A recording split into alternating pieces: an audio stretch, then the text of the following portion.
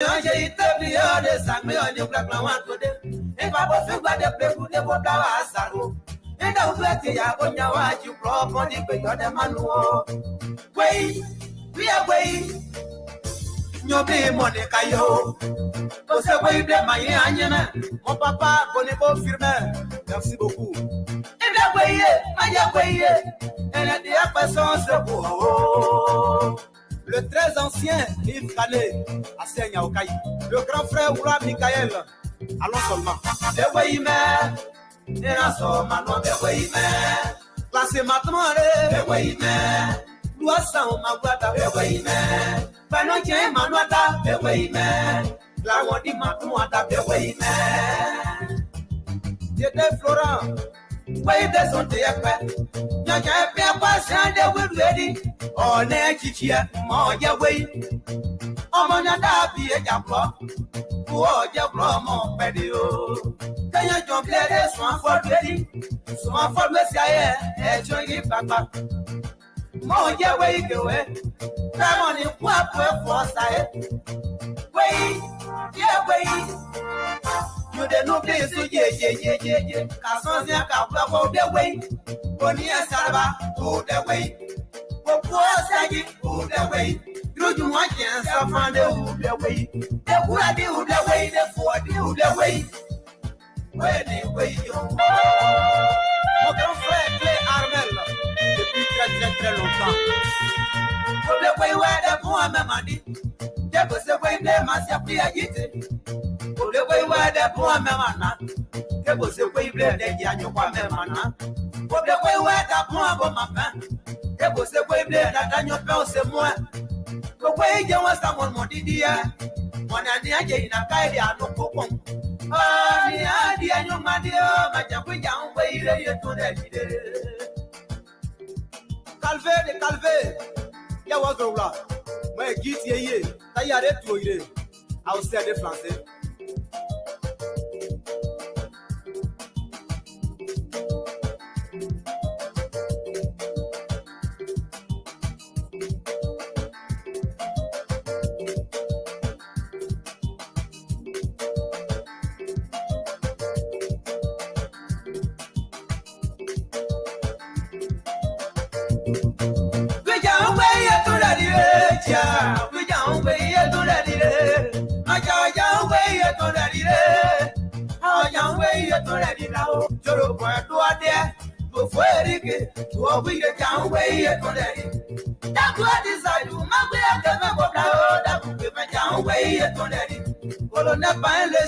Qui est pointé en soi pour la soin qu'un way est ton daddy.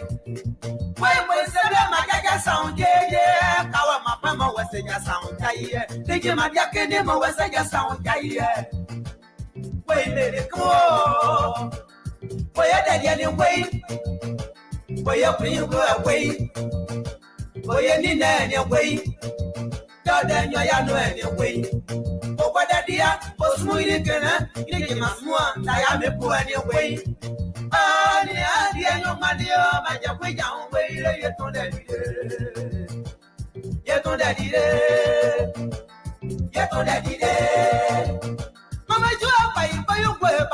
I go where they would have to a foul. You know, way, yet on that. Mama, no, did I get I never want for the Wula. Oh, Simon, you do your prayer. Mama, way at all that day. I never go. No, what is I'm right. I don't care. When I am down, I am going on the cloud. Mama, way at all that day. I don't have any more glass. Yeah, I'm a child. Now, can you know by now? Some more by glass. Yeah, I'm way at all that day. My brother, that's in the book. I got the book for a chief for us. Tap out from Mama Gio, my way at all that day. My uncle, you put me on the phone, your woman. Tayas, I'm a bossy, I got that I my way at all that day. My papa, you Babuda, the president of Zimbabwe, and I'm for the net Penashamari. Yao Kai, Yao Diawe, my way at all that day. Why was the couple Masana?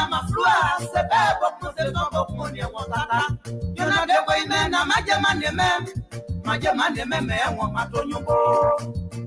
Why just your best player when you love it? You say, my Borupia, you're not going to have Nana, may want that. You say, I'm a way man, you're not the way man. The way man, the way man. You know, so man, not the way man. What's the matter? The way man. To us, my brother, the way man.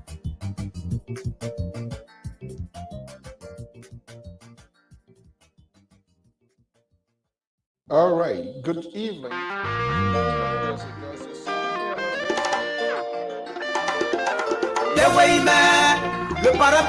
Okay, good evening, folks. I'm Alfonso Ziensot of the Liberia Public Radio and LPR-TV. This, as usual, this beautiful Wednesday evening here. We want to welcome our viewers and listeners across the globe. I'm right here this evening, as usual. So we're going to be having a conversation. A lot of news unfolding inside Liberia, other parts of the world. Today is All Things Considered, meaning you're going to have a time to also have a conversation as well, making your own talking points on news, making headlines. Perhaps we are not having these conversations, and it also gives you the opportunity to have a dialogue on things that are so much important and perhaps we are not talking about, and we need to talk about these things. And so, All Things Considered is here, right here this evening, this edition. Today is the 1st of March. My goodness, the year is already been fast spent again. Notwithstanding, we're going to keep this conversation going, proportional, fair, balance, and give you the opportunity to also speak your mind, if you will, and I dive into some of the news making headlines inside Liberia, or whatever so much that is so dearly important, and perhaps we are just not having that conversation. You will have the opportunity to, when you place your call, to have this conversation here as well. Please just hit the share button as many as you can to invite someone at your company for us to have a conversation. This is the Liberia Public Radio and LPR-TV. We want to welcome all of our viewers this beautiful Wednesday evening here in today's edition, news, information, so that we can have this conversation in the interests of good and better Liberia. So we want to welcome you here this evening. Thank you so much for being here. Being part of today's program here, Tiny and Sylvie from the Garden say the good evening. Of course, our own man David Guetta joining us. Thank you so much. Stanley Seward joining Billy from Des Moines, Iowa. May Cotto blessings, our contributor, Mr. Dr. George Toto, Ebi Diallo, and many of you all yet having this evening here with us. Do us a favor, just hit the share button as possibly as you can so that we can have this conversation for the good of the country. We want to keep it proportional, fair, balanced. Let's talk about some of these high issues that people really don't want to talk about, but we got to talk about them because it is about Liberia, not necessarily that individual. I am a Suzanne Sort of the Liberia Public Radio and LPR-TV. Welcome to the show, and let's have it together.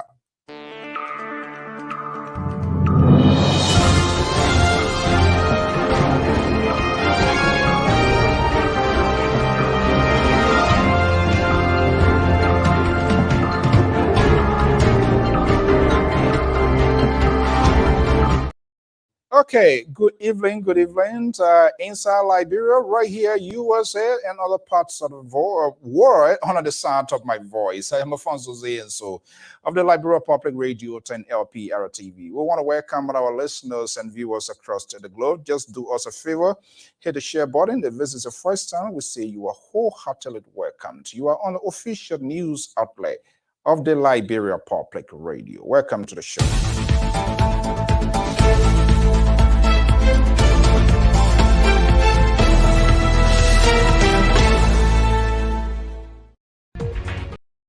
Okay, Today is All Things Considered right here on LPR. It comes away every Wednesday, from Wednesday to Wednesday. A lot of news making headlines inside Liberia, our community, and other places and other parts of the world.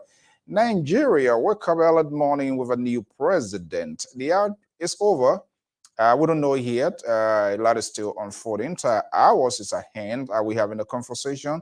Or where is the distraction taking us now? Well, this is All Things Considered, a well-suited program that allows you to talk on some of the issues making headline. Oh my goodness, tonight is going to be a little bit, it's going to be a real night here. The ceasefire is already broken, but good to have him here. He has a lot of pageantry conversations here. Nancy Jordan, to welcome. Stand to be so, my man right there in Des Moines, Iowa.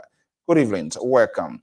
The analysts are standing by cross country, going to be bringing them in. Let me be a mama's mother's children. I love myself the best. Let me come in the inside state right here in the ocean state of Rhode Island. Otavia Malice Jones is here. Will be part of the conversation, of course. Let's go to Minneapolis. Carla himself, a strong supporter of our councilor Tiawanse Gonglot.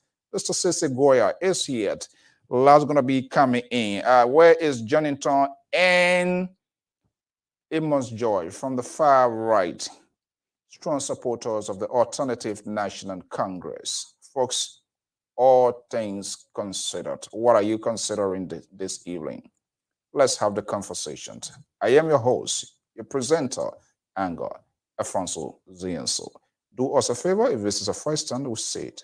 We'd lay down the red carpet to wholeheartedly welcome you. Let it not be the first, let it not be the last. And even if you don't hear the talking point that tend to pivot in your direction, this is the traditions of this network. We try to discuss the issue that matters to Liberia, not to your sentiment, not to your emotion, not something that is pinning you down because your own political differences. We put the interest of Liberia first. And this is what sometimes we butt one another heads here, but notwithstanding, they are doing it impassioned and for the good of the country. And we hold all, including the presenter, accountable of their sayings. We all have shared responsibilities. From Wednesday to Wednesday, what are you considering? Other people going to court, too much is out there. Let me bring the guys. They are here. Let me go to Pittsburgh and bring in Dr. George Toto, senior political analyst of the Liberia Public Radio. Inside Minneapolis, Minnesota, Scarlett Sese Goya support the candidacy of Councilor Tiawan Gonglo. Well, he's still searching to find his political base. He says he's independent. I don't know, independent or Labor or Green Party. Jones Otavius Malice. His tone sounds like Lola Sese and Dr. Toto are now winning over to Gonglo. I don't know yet, but he's like bouncing in and out. Sooner or later, we're going to find it out. Gentlemen, good evening. Happy Wednesday, and good to have you here. To welcome. This is All Things Considered. Man, that is so much ongoing. We're just going to go in the rooms to spin around the room. What is making headlines? What are you considering? And what is happening? And maybe we're going to go back to some old video clip. You know, we need to look at people's footprint, right? Who they were before and who are they now? So how all of these things happen? Should we drop these people? I don't know. If anybody having the system on, just flow it by. Okay, gentlemen, good evening. It's good to have you back here to be on your feet. We are tired of receiving messages. I don't know what you did to these people. You're replacing the labor or whatever the case, but good to have you back. We have lots, all of us have a lot to do for our country, and so it's no time for people to somebody to get sick or get knocked down. Okay, let's get the ball rolling. Let me come home state. Mr. Jones, Mali, good evening. Good evening, sir, and good evening to fellow panelists. Okay. Dr. George Toto. Yeah. I think I need to separate you guys. So when you and Sissy kind of like together, that can be sometimes a little bit problem. Mali, do you want these two guys or I should create a buffer zone? No, I think that'd be a prayer. There's a need for a buffer zone for the sake of peace sake.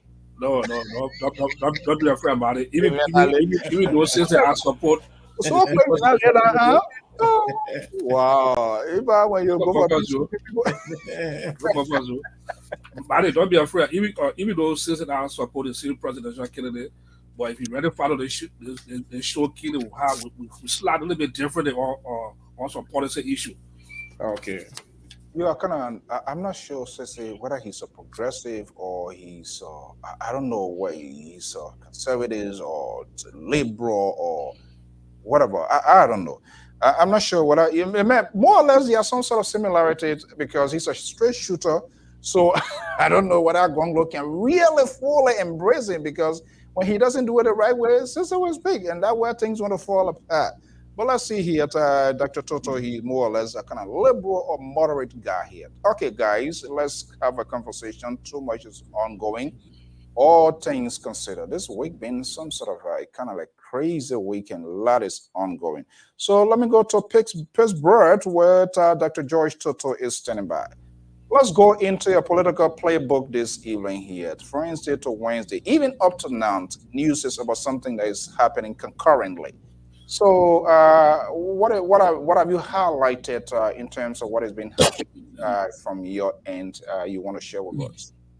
Yeah, what I have my playbook is the lesson learned from the Nigerian election. Hmm. You know, the Nigerian election.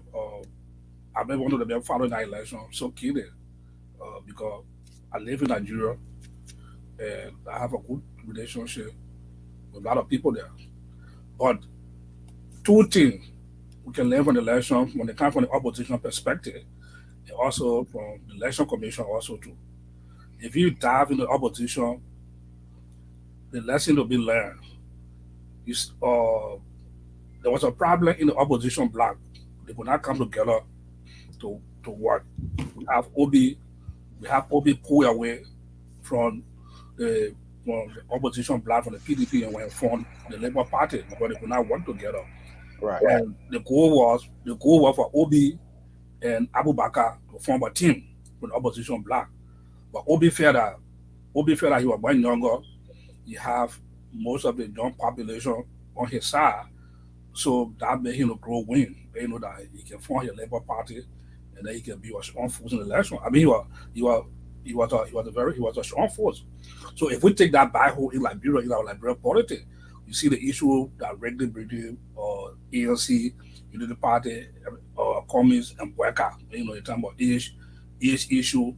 So that's the same mindset that I believe OB has also too, because you have younger population. And it comes to the election commission also to what's the lesson to be learned as to, especially the biometric system that we're bringing back to Liberia. What are some of those glitches that they can learn from and take it back to Liberia? While dispute election now, you see ECOWAS coming or the president all come to election. They say the EU coming on the other side to discredit the election. So there are a lot of things to be learned from the election that can be applied to Liberia in our October election. Okay. Wow. What a lot of one here. The guy is getting ahead of the game. I'm not sure what are the rest going to be in line with it. So, Sese Goyot, let me bring you in here.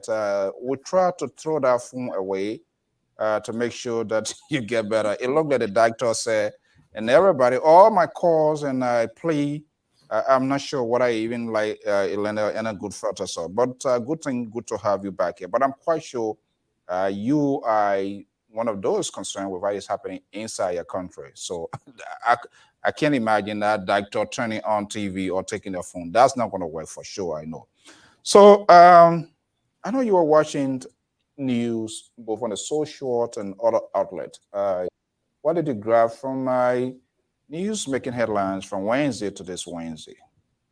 So thank you, and I appreciate the outreach, especially from this group in the chat room and some phone calls. And I've been watching. I've had some. We take things really lightly sometimes. The things we do by coming out here and talking to people, you wouldn't believe how many people that I'm not friends with on Facebook or in real life that reach out to my inbox.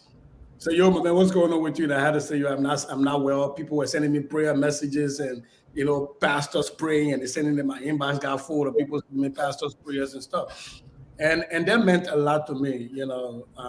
That says that we have Liberians are a unique set of people. So I wanted to say thank you to everybody who reached out. I am much better, and that's why I'm back up here. But what's really on my agenda right now is the divergence of opinion, both judicial opinion, so legal opinion and facts between the Liberal National Police, the Ministry of Justice. I'm hearing some. Hold on one second. I think Mr. O'Malley typing. I'm hearing something. Sorry, I'll pull in paper. Sorry. Is the divergence? Oh, sorry, Mr. O'Malley, I already before you. You already started. The man already trying to get you to go back to Egypt. You see the promised land come, Mr. O'Malley. Don't mind him. Come to the promised land. Don't go back to Egypt. All right. Follow Moses. Follow Tiawan Moses Gonglo. All right. Oh boy. But having said that, I'm concerned about the divergence between the Liberal National Police, the Ministry of Justice, and the Monrovia City Corporation. And I'm also, concerned about the exuberance of foolery that is because of us deifying illiteracy in Liberia. I watched the showmanship of what was supposed to be a hearing at the Capitol with the acting Minister of Justice and the intelligent gangster, the IG. Oh no, sorry, now the Inspector of Police. I watched that and it's just the exuberance of foolery that's on my agenda. Wow, what a huge one. Let me go to Garden City. See, Analysts, Koto Jalat Balayan is here from the Garden City next to Chris Crystal. I think I don't know at Atlanta she's going to be heavily being involved in Crystal's campaign. Let's see here. She get boycott to D-Way, so let's see how she wraps up. Okay, Kato, let's hear from you. Wednesday to Wednesday, it's just crazy out there. What is the news on the agenda? What is so much curious and concerning to you as a Liberian? Well, thank you guys. I'm glad to be here and glad to see Sissy back. Sissy, I'm glad to see you back. But I want to promise you, the next time you put your muff on my uncle, you know that I'll send you back. Oh my God. Exactly before I send you back, No, and boy. Okay. Yeah, it's good seeing you back. I ain't even call nobody need. Yeah, definitely, you're gonna call up somebody need that for sure. So they're trying to. So I'm glad again to be in the midst of you guys, and it's the place I love being, and not only love being here, but love discussing the issue of Liberia. The place that is nearest to my heart, and we are here because of Liberia today, and we all, some way or the other, mean the same for Liberia, only that we have our various political leaders that we want to channel our very concern to, but every one of us here mean well for Liberia that I can see.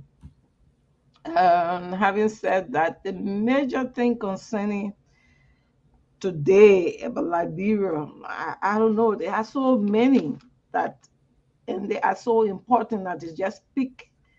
It kind of like difficult to prioritize, because for us, we love to prioritize.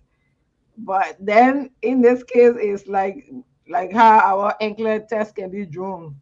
A prioritization, you have like two identical, and to pick between them, you be like crazy. Which one is I should choose? That way I have fun, Liberia situation will be. How be it is that the major concern is our upcoming election. I know yesterday we were discussing our mother, our sister, our aunt, daughters, death and the threat against her life. And the issue surrounding that is also major. But again, all boils down to, I think, is because of power. I think it's because of power, and power comes behind leadership. Who to be the leader and to who to attain that power is what the struggle is all about. And how it should be lighter is what we all as politicians supposed to be working towards. But how do we start it? And fortunately, I am from America, and then from political backing. And in my political backing, before we select leaders, we have characteristics that we So, want. not to interrupt you, I just hit the jacket what your main topic here for you, and then later on we'll get to the details as to how you got to it, because I gotta go to Dulaket. I think he's talking with Mr. Cummings, and he is on the agenda. But I All know right, thank you, Mr. So, and that's my concern right now. The two things, the two major things, as they are my major concern for today. Okay, we'll try as much as possible to see if that we can wrap up. So let me go to California.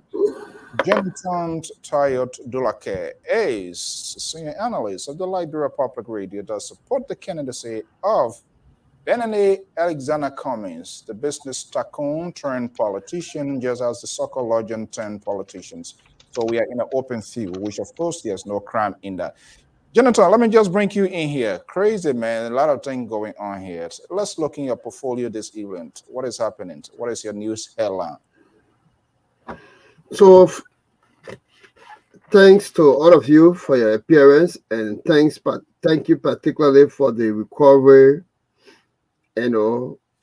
exuberant of our brother, Sisi. Thank God that you are back and kicking. Too many things happening in our country, like you all have discussed, but key among them will be the October election, the presidential election for me. And there were everything borders on. If you have listened to sedition or members of the government or agents of the government say people hate we are, as we hear that word hate, for the day CDC took over, you should be thinking about a different by-election, the senatorial election that were expected, and now that we are moving to the presidential election. The reason is that those things that should translate CDC developmental agenda to convincing the Liberian people that they can entrust them with another term will be on the line. So the best sympathy to get out of the process and play the scapegoating is to say people hate President Weah, people hate his lieutenant who are committed to him, and that is why they are doing everything. Even those who are not having the power to talk to Allen White, they will believe that we can go to Washington and go lobby, even though our own people were there still hanging aside, but we can go lobby to put everything as sanction that is not within our power. But the sole reason is that because the government had chosen not to do her part of the bargaining, for which the Liberian people trusted her and gave her 14 out of 15 counties. That is not our responsibility. Our responsibility is to alarm the situation. Our responsibility, which should be shared with civil society, for them to join us to alarm it. Our responsibility, which is associated with the legislature, is for them to do all side on behalf of the Liberian people so that the rightful information can come out. So in the wake of these things, we'll have all these conversations coming up about killing and what have you. So it is important again that we are here today to dive into the narration of Valley Tille, who appeared today along with Councillor Arthur Johnson, and he was questioned particularly, very importantly, about his eyesight, and he said that he had an accident during the course of the war, and the accident affected his eye. Very informative. The person went further and said that's why he didn't attend your child dedication, and he went further to say yes because of the eye. And that journalist said that it is believed that because of what happened that affected the eye, that is why he didn't make himself available.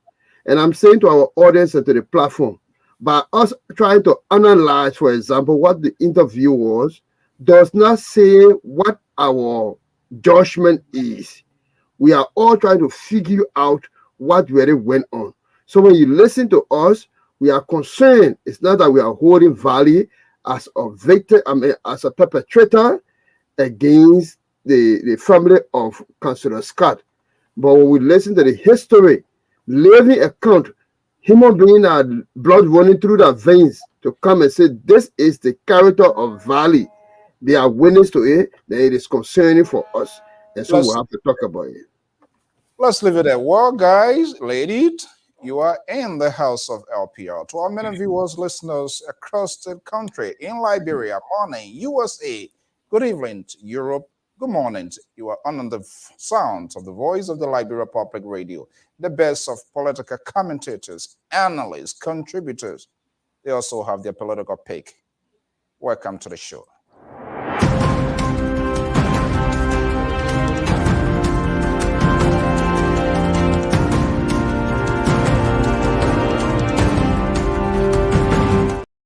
Well, it's okay. What a crowded house here, so we'll try to keep it as much as possibly succinct so that everybody going to have a talking point.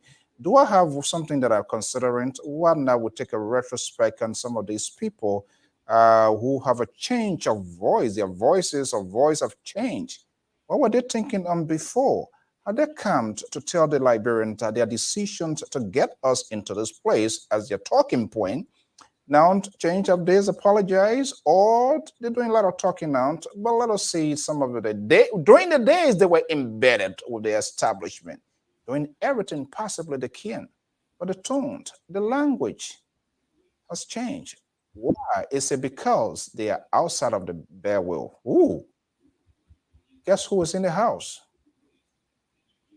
The house is crowded here this evening. Let's bring in Dr. Kemant, where Toronka is a supporter of Mandela Cooper. Hey. Hi.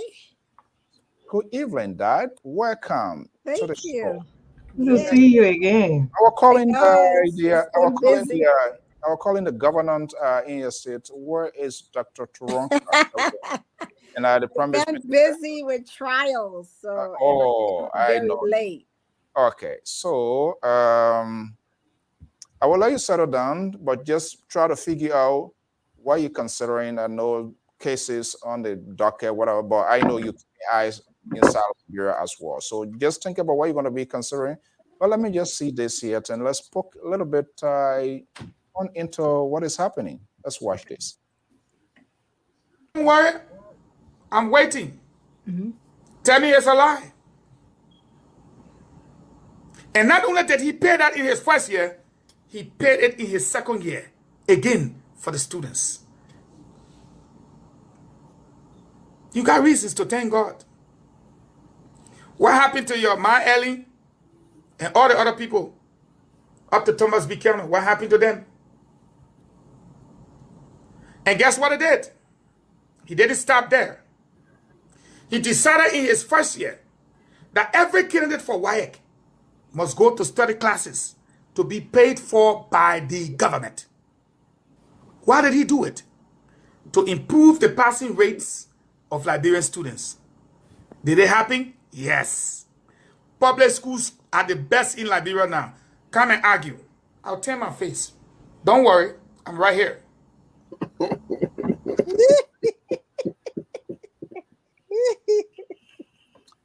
So that's how crazy the politics. When they are in the system and they're enjoying the system, the word dark shades. Don't worry, turn my back. Now the back is no longer they're facing the reality now.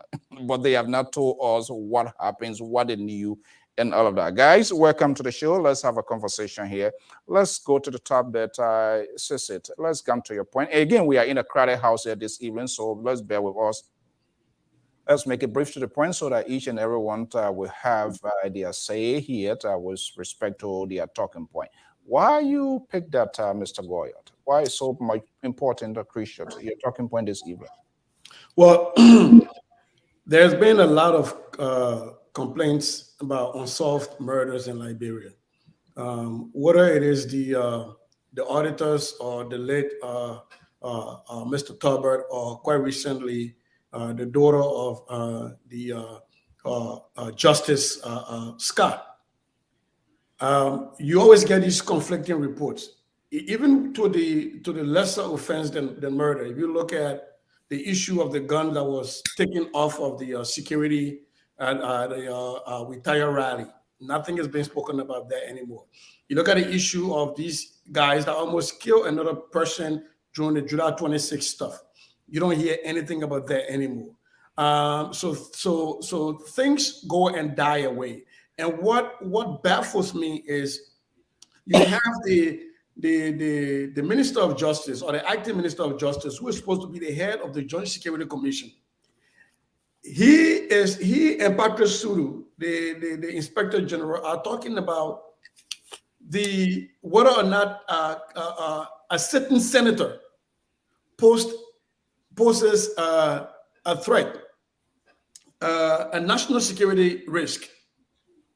And the Inspector General is saying yes when his boss is saying no. And even before that, you had Frank Musa Dean back then also said no. And the Inspector General still says yes. And most recently, when you look at this situation with this guy, this Valley Tele, and then that went down to the chief of police of the city of Monrovia. The chief of police of the city of Monrovia is saying that he is a firearm instructor at the training facility of the Liberian National Police, and because of that, he is allowed by law to carry firearms. You get the Inspector General on an oath in the Liberian Senate saying no. When this guy resigned from the Liberian, he was an instructor. Okay, so he first of all disagree with this guy saying I am an inspector, I am an instructor, when he's saying he was an instructor. And he said they took away the arms from this guy 1 month to the day. This man left the employ of the Liberian National Police, and you kept him with firearms 1 month to the day, and you say that he's not supposed to carry firearms. You are taking away from him the government issue firearm. Therefore, it stands to reason that whatever firearm he's carrying around is not government issued, therefore it's illegal. This guy goes today to drop off Valley Tele, and he has a sidearm at the Liberian National Police headquarters. The foolery is everywhere. And if for the lack of word, I don't know why the senators did not take up Ibrahim Darius DeLonge's request that the IG be voted, there be a vote of no confidence. This guy knows absolutely nothing about what he's supposed to be doing. First thing, he spoke about Councilor Scott not talking to them. Over and over, he was drilled. The lady said, come tomorrow. We went there tomorrow. Lady said, come tomorrow. We went there the next day. Lady said, come the next day. And then you issue a statement quoting the lady. And when he gets pushed, he said, oh, she didn't talk to us officially. Are you serious? So these are people that we're supposed to entrust our security to. Number one, the police inspector general is declaring a certain senator as a national security risk, even though the head of the Joint Security Commission is saying no. This guy is still stuck on that.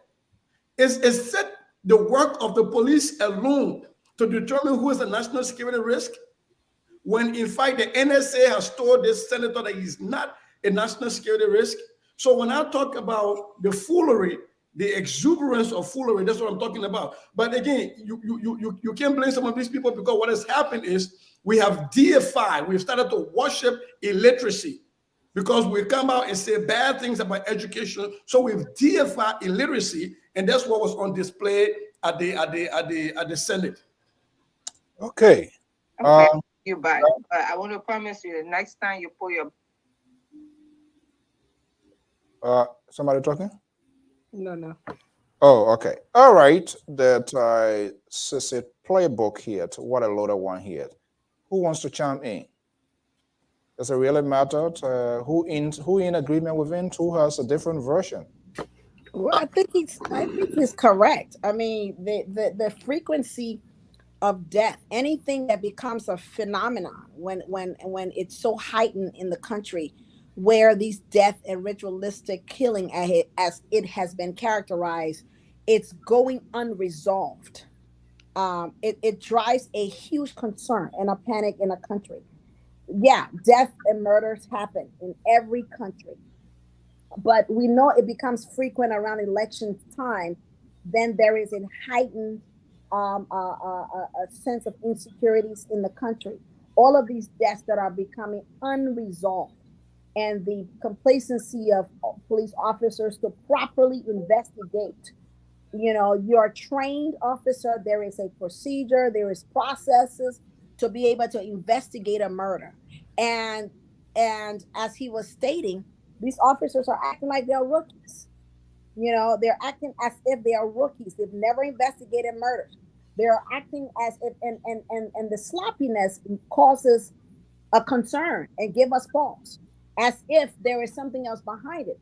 With you don't come, especially in a high profile death as Councilor Scott's daughter, because that's her mother, served the government. Not to say nobody else's life is less important, but how sloppy you're going to be trickling. You're going to be giving information that you didn't receive, from the woman in the first place.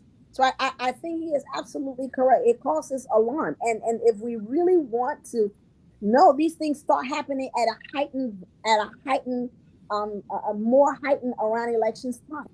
I don't know if it's for distraction, but people are I mean, it's a list of people in the last few months that have disappeared or died, and it's unresolved, and there are no proper reports that are on it.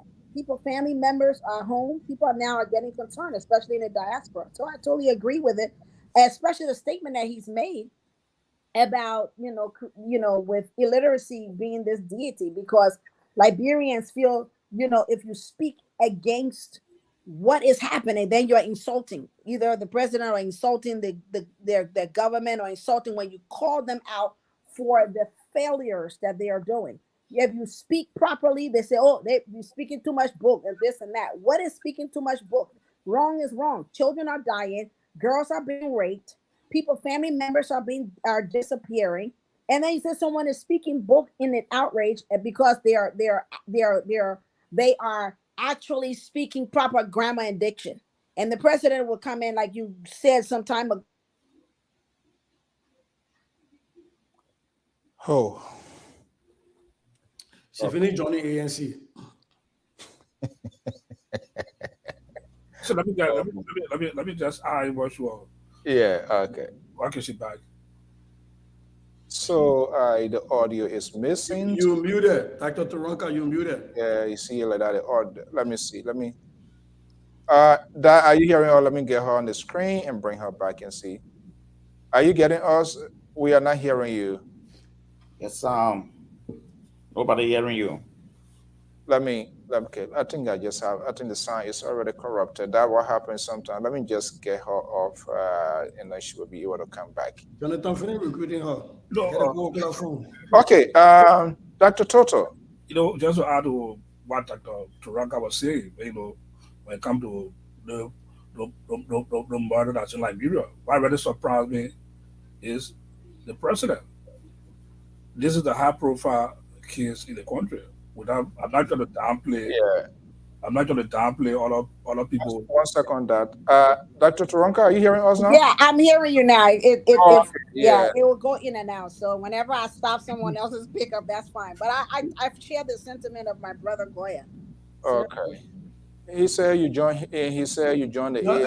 Mr. Male said if you join the ANC, you get Coca-Cola phone. Mr. Male. Who joined the Male said you get Coca-Cola phone. I know. Okay. Okay, so Dr. Toto. Yeah, so like I was saying, right, this is a high-profile case, over the country. Justice is a high-profile figure in Liberia. And not like we're trying to downplay other people that are dying like Robin through mysterious way, but we have a sitting president.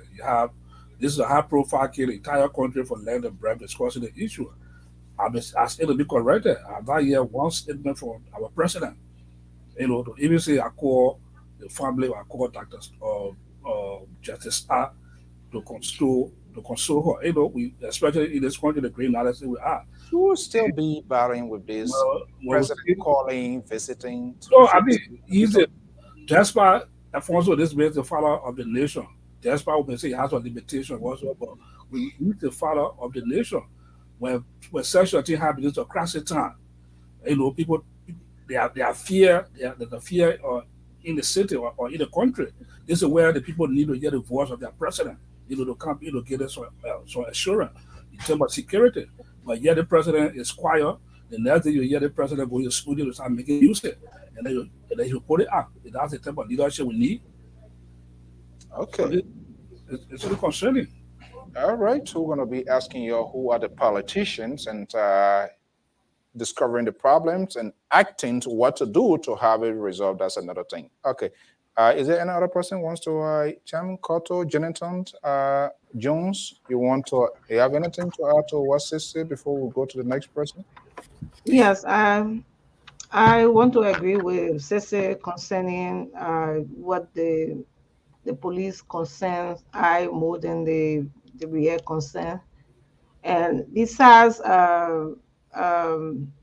Dillon's issue that he had on him for political threat, there was an issue with Mo Ali when he went to the National Election Commission with their grievances on what was done to Samukai. He was then taken to the police custody for vehicle, criminal or other custody for terroristic act statement. And we're doing on Facebook when he said on Facebook that we don't want something. He said he didn't want, but he wanted AK. AK-47. Yeah, they didn't want the food for the COVID. AK-47. Just by stating that on Facebook, he was taken to jail and saying that he was tried to the state. Looking at these common statement made, and I listened to the IG when this guy Penal asked on similar thing on it. Then he said he's not even on Facebook. He's not on social media. Okay, let's agree he's not on social media. How did he get to know Mo Ali's statement?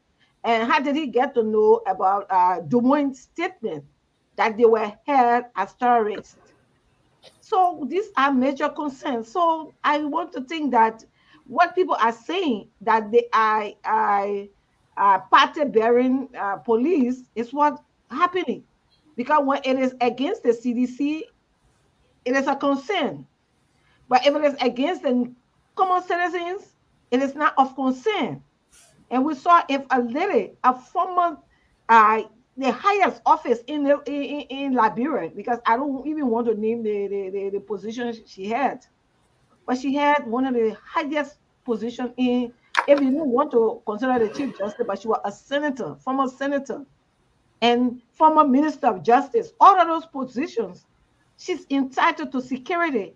And if she can be threatened twice and then led to an attack on her for the death of her child is not a major concern. It's concerning in Liberia.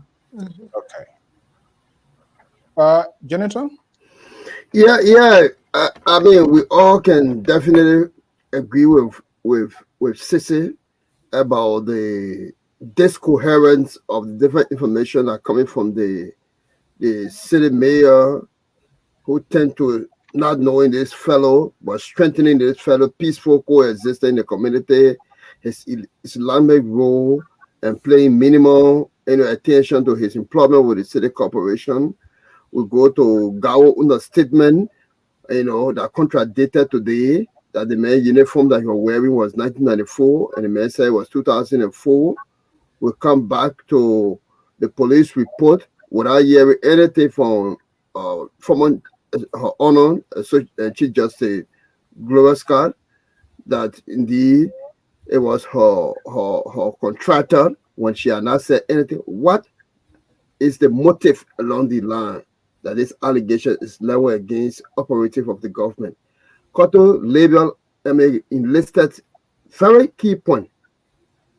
When this government heard about Jethro Harris from the ANC, when he posted on Facebook about this couple lady that died, this government drove from Monrovia straight to Ganta, picked this young guy up from Ganta when we were escorting Mr. Cummings, brought him to town and took him to court on allegation of what he posted on his Facebook page.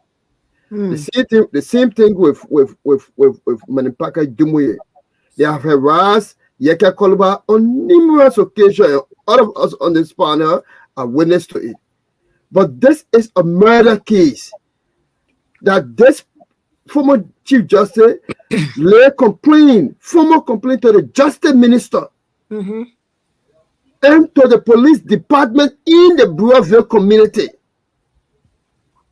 And then on the public radio, even if she was not a sound security, nobody went there to secure the environment after she was attacked twice. My God. The third time her daughter was killed, another child got wounded, and she survived. 2 hours after, government comes in.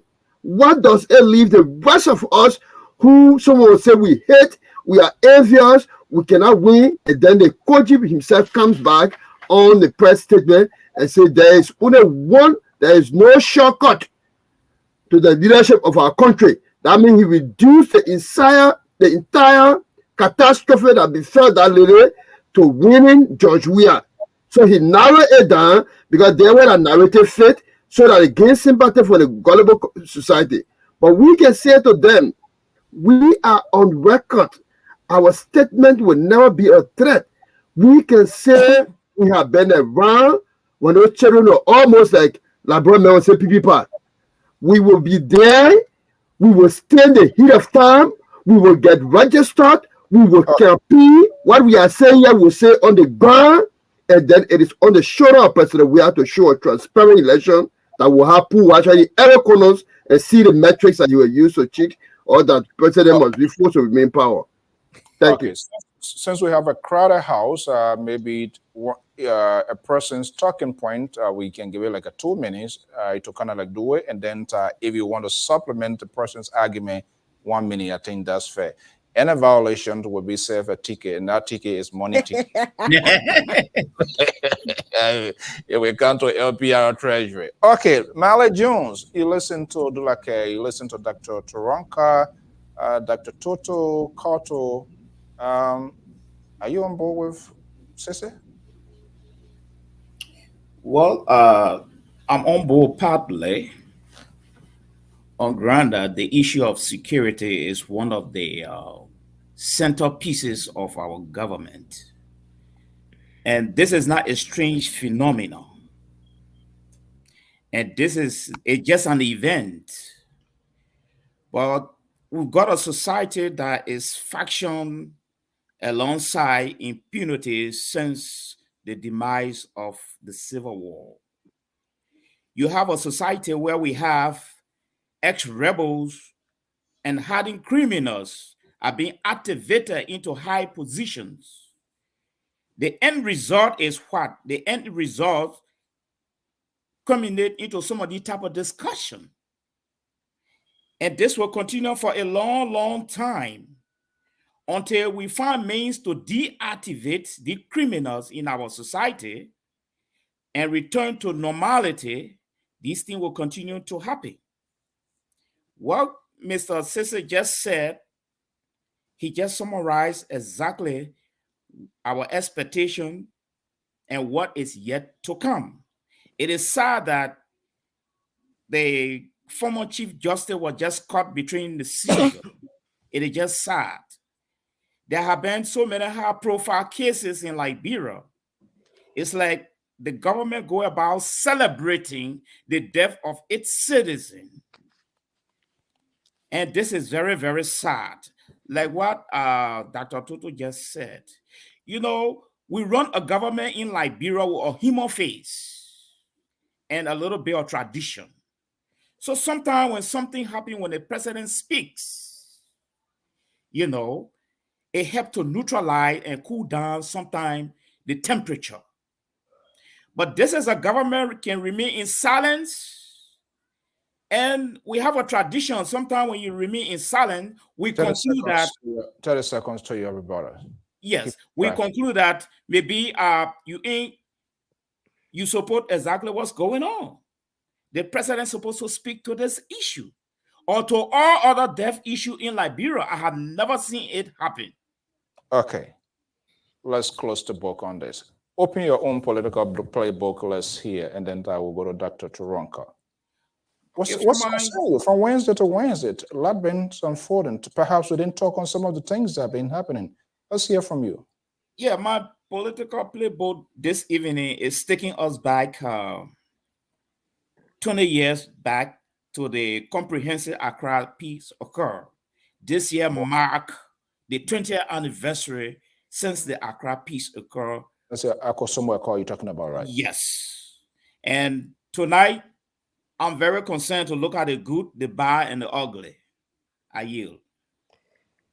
Okay. Do we have a satisfied lawyer in the house? Because some of these things here, too, we're going to give it some legal or whatever. So, Dr. Turonka, what is concerning ahead, or what is really you want to share with us, considering all that is ongoing, or things that you have seen, and perhaps maybe you have some things happening behind the door? It's not coming to light. The media is not having enough conversations. What is in your playbook?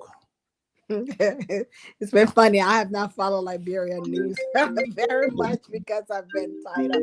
I mean, exactly what since they had talked about was really what I was going to kind of open up about the security of the people of Liberia, and the fact that we have administrations that are not working effectively. It's almost like everybody's kind of crisscrossing. There are not proper protocols in this administration when things happen.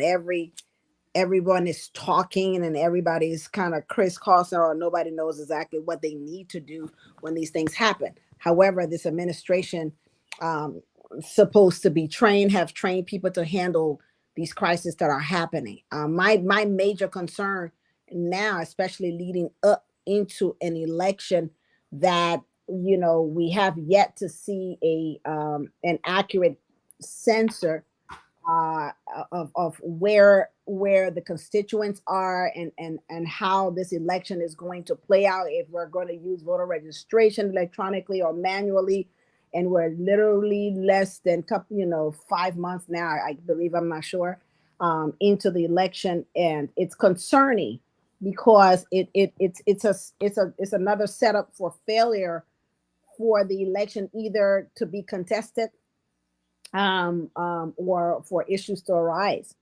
So it's more of a general concern now in terms of my playbook. I haven't followed really news too much in terms of what is happening because of my schedule, but certainly some of the deaths that has been happening goes back, and it's quite critical because 2022 we were talking about it again. Princess Cooper, I think that was another death that happened, that the country was in an uproar. The government was going to do XYZ. So I really see that during these times you have these killings that people are terming ritualistic, and it beginning to look, because there is a pattern of it, and I think it rises up and then it dies down. There's no proper investigation done on it, and it speaks to the administration for the president to speak on something, and then we don't have trained people to carry out any kind of mandate. So the families are just left with grief.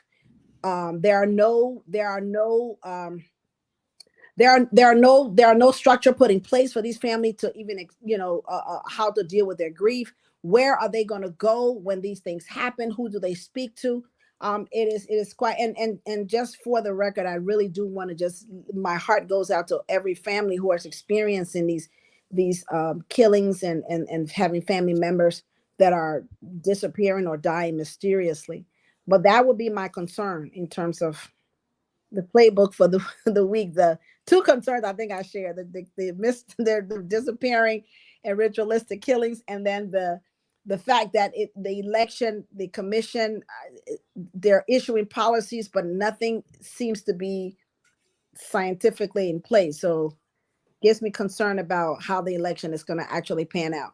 And I forecast that we're not going to have an actual winner, and this is going to result into something contested.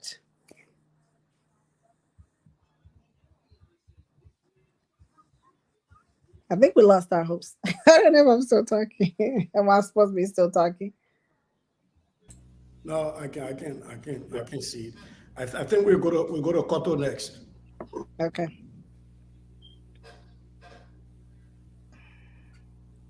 Okay, thank you guys. I think we were discussing our key or major concerns, right? No, we're still on Mr. Mali's concern about the Accra Peace Accord. Oh, I missed that.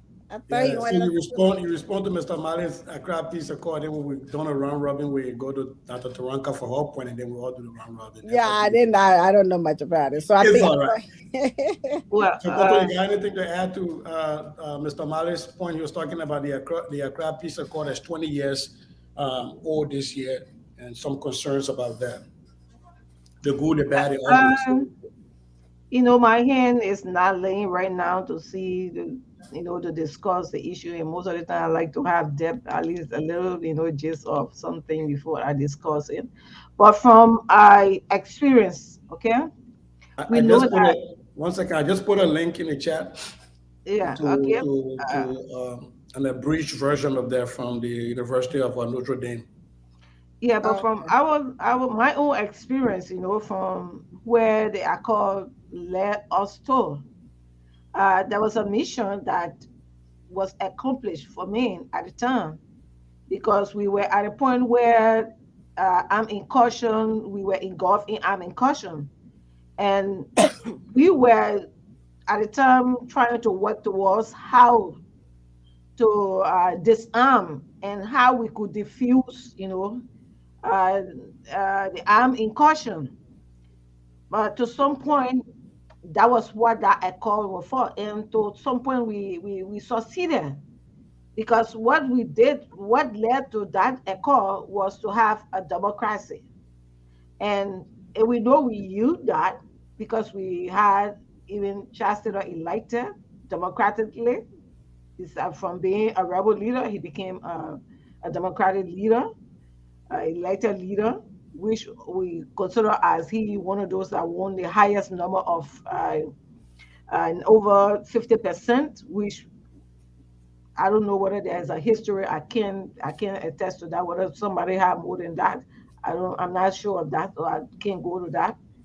And to some point, we have Eddie Johnson coming in, and we had a successful leadership. And to some point, I think we were successful in that, the main objective of that peace accord. The only part that was let off, where it came to, I think it was from it that the election committee, TRC commission was formed. If I'm correct, I don't know, to be corrected. And if this this was included within the accord, we have not been successful on that level, because that portion of that the commission was to make sure that these people were disarmed, and reconciliation, and all the processes that were within the TRC accomplished. But to this point, we have not accomplished what the TRC was set up for. And to my point, I think that is the point we are. That era was not successful. And if we can do anything, I think that's what we should be working on now, how to be successful, to come, to actually achieve the objective of the TRC. Okay, thank you. Jonathan, Dr. Toto, any one of you want to add into that, the good, the bad, the ugly? Yes. Okay, go. Dr. Toto, you want to go?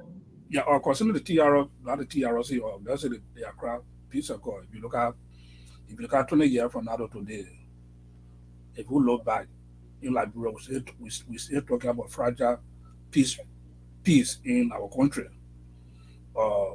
I can recall 20 years ago in Ghana. In fact, I was a member of the board of directors of ULA. ULA were participating in that peace accord. We sent delegates there when Sam Mohammed Krumah was the president for ULA at that time. Were heavily involved in that peace process. And today we are still on the brink of not really succeeding to where we need to be. Look at other countries 20 years ago after the Civil War, where they are today. Look at Rwanda today. They are in their 20-year lifespan after the Civil War. Look at the level of development they have accelerated in that country. They use that court we're talking. They have under two reconciliation commission they have. Today they are prosecuting people. Even people we saw some time ago, somebody that was had in France for so many years, he was called and sent back to Rwanda to be prosecuted. And look at our neighbor Sierra Leone, what they did, that one of war laws. And only in Liberia we still have these people roaming around, occupying security, high profile security position. And our peace accord 20 years ago have not even moved even to the middle of the mountain. We are still seeking to the part of the mountain yet. And we find it difficult to climb, only because we don't want to prosecute people. And that's the frustrating part about the whole peace accord. We have not achieved anything yet. Okay, thank you, Dr. Toto. Jonathan.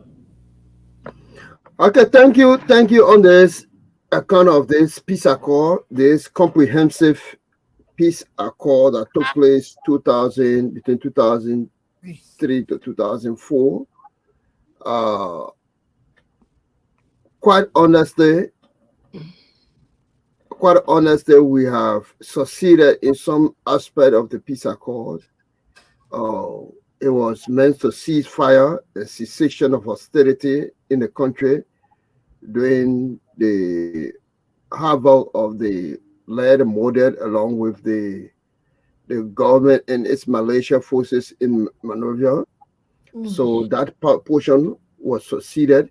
Selection process for the positioning of chairman, that succeeded. Implementation of timetable for the Liberia Peace Agreement, of course. Mandate were passed that the peace accord taking into consideration the TRC report. So it succeeded. Allocation of cabinet position where people who just fought war claimed ministry, and at the end of the day, resources were distributed and people were able to be paid out. All these things happen. What was critical to us, and still critical to us today, is the rehabilitation component. Is significantly did not work. As a matter of fact, I graduated from university. When I came from Port Harcourt, people that were disarmed, they were given means to go to school. Many of them didn't utilize it, or probably our government did not take advantage to creating awareness, the benefit that would have brought along for those who were disarmed. I remember myself, the ID cards were all at the university campus. People were purchasing it. And some of us used it to go to school because it was there for purchase. With the control, with the different clients there in the buildings, and then they could approach the controller and they could sort the names out and create identical names. That is to say, I did not way. But somebody sold me CCK, or somebody sold me. I know you can something illegally. Is he using my name? Info, but using CCK. I mean you. Or somebody delivered phone. Then I went to go purchase a car. The guy told me, say, "Man, bring 200 150. Say your school fee will cost more than 300 500 to come." Then you buy that car, you go to the control office, they attach it to your paper, meaning you will be benefiting from that car. So imagine how many of those cars that many people did not benefit from, or that even the people who are disarmed did not benefit from. Coupled up with the too many things that happen in our country, corruption that we fought war for, all these things still exist. So in that aspect, I will agree with all of you. that the TRC did not come to full, I mean, the Accra Peace Accord did not come to full, achievement because of some of the hiccups that the state faced with the war crime code and other things still yet to be established. Okay, so before we go to Dr. Toronka, because you were next in line to say what's I'm not hearing you that you're muted. Before we do that, though, I want to throw a little monkey wrench into this thing, and let's see if Mr. Mali, because you were succinct and you said a good, a bad, the ugly, you didn't name any one of those, and you left them for people to come in. But I'm thinking some of the things that happened as a result of that accord was, number one, the suspension of Article 52, the residency clause for the presidency. The other thing that happened with that was the suspension or the dropping of the need for a census before the 2005 elections. Now, given what's going on with our current census, whatever name you want to give it, with people saying they don't accept it and it doesn't look credible, do you think that we can draw back to a 20 years ago situation with the Accra Peace Accord, Mr. Mali, and say, yes, we should go back and say we need to suspend the issues of the census to allow us to have this 2023 election? Well, I would say yes, and that would constitute part of the good, because you realize that the 20 here, actually, Helen Johnson Sirleaf was factored in actually to really bring up to speed. Helen Johnson Sirleaf was not just favored by the international community because she wanted to be favored. No, she was looking up to as someone who will actually do something within the next 12 years. Yes. So when I look at the good, to some extent, I would want to credit her for maintaining the fragile peace. Objectively, I would want to, credit her for that. And I also want to credit her for allowing us, I'm talking about Liberian, to move freely in Liberia. How freely we are moving is another aspect. Investor came, we don't know the statistics by now, but there is some fragile peace going on in Liberia, which of course I must credit her. When I want to fall back on the bad, I'm disappointed that Taylor was sent to The Hague to face persecution on the basis of his involvement in Sierra Leone, when he should have accounted for our 150,000 people murdered, according to story, in our civil war. So there where I'm a bit disappointed when it comes to the bar, why Taylor had to be sentenced for his involvement in Sierra Leone when he should be sentenced for his involvement in Liberia. So I consider that to be the bad. For the ugly, the premature death of the TRC, I think it was politically motivated by the former president, Johnson Sirleaf. Maybe she may have her own explanation, and we could have a discussion on that. Maybe she had reason for what she did, but it's like the demise of the TRC has caught up with us now. But panelists, I want to let you know that if you have time, try to go into reading the TRC. I have come to realize that the TRC was just about Truth, Reconciliation Commission. And the aspect of the justice aspect, is conspicuously missing. I think this is where some of the problem is coming in, because this is where there were a lot of problems in Accra. The J aspect to be incorporated into the PRC, a lot of people attacked it. And if you look at the TRC, if you read it keenly, it did not call for the establishment of a war crime and a war crime code in Liberia. No. Okay. It called for reconciliation. Okay. Yes. So, and this is where my disappointment came in. But again, the architects of the TRC in Accra were in a hurry to get peace going in Liberia, and they had to compromise with the dues on the ground. I yield. Okay, so real quick, round robin, real quick, just yes, no, and maybe one sentence, and then we go to Dr. Taranka, and then I hand it back over to Mr. So. Am I audible, Susie? Yeah, we can hear you now. Okay, just take control. I don't know whether I'm rushing or whatever, something. I try to save now to get the whole entire thing going off. I'm switching from one stuff, but you're doing great. I'm still working on it. I just don't want it to go off. So just take it. Maybe, just manage it here. That will be Putin visiting you. I think Cecil has to go back to the hospital because it seems to be when he come back, he can be very great. Putin visiting you. I want to say I hope that I Amos George and Kettle. I want to say that Amos George and Kettle, they blame on two of them. Okay, I'm monitoring the bag. I don't want it to go off. Okay, so real quick, Koto, I'll get to you. So real quick, round robin, right? Real quick, just yes, no, maybe one sentence, and then we'll go to Dr. Taranka for hers. So a part of the accord was about police reform. Given everything that is happening right now, going back to Dr. Taranka, with police officers behaving like they're rookies, do you think that aspect of the accord was fully implemented, the police reform, and you can throw in whether you think that we should suspend the issue of the census like it was suspended for the elections when the accord was signed. So, Koto, you want to go with that? Yeah, just before I go to that, I wanted to say something about what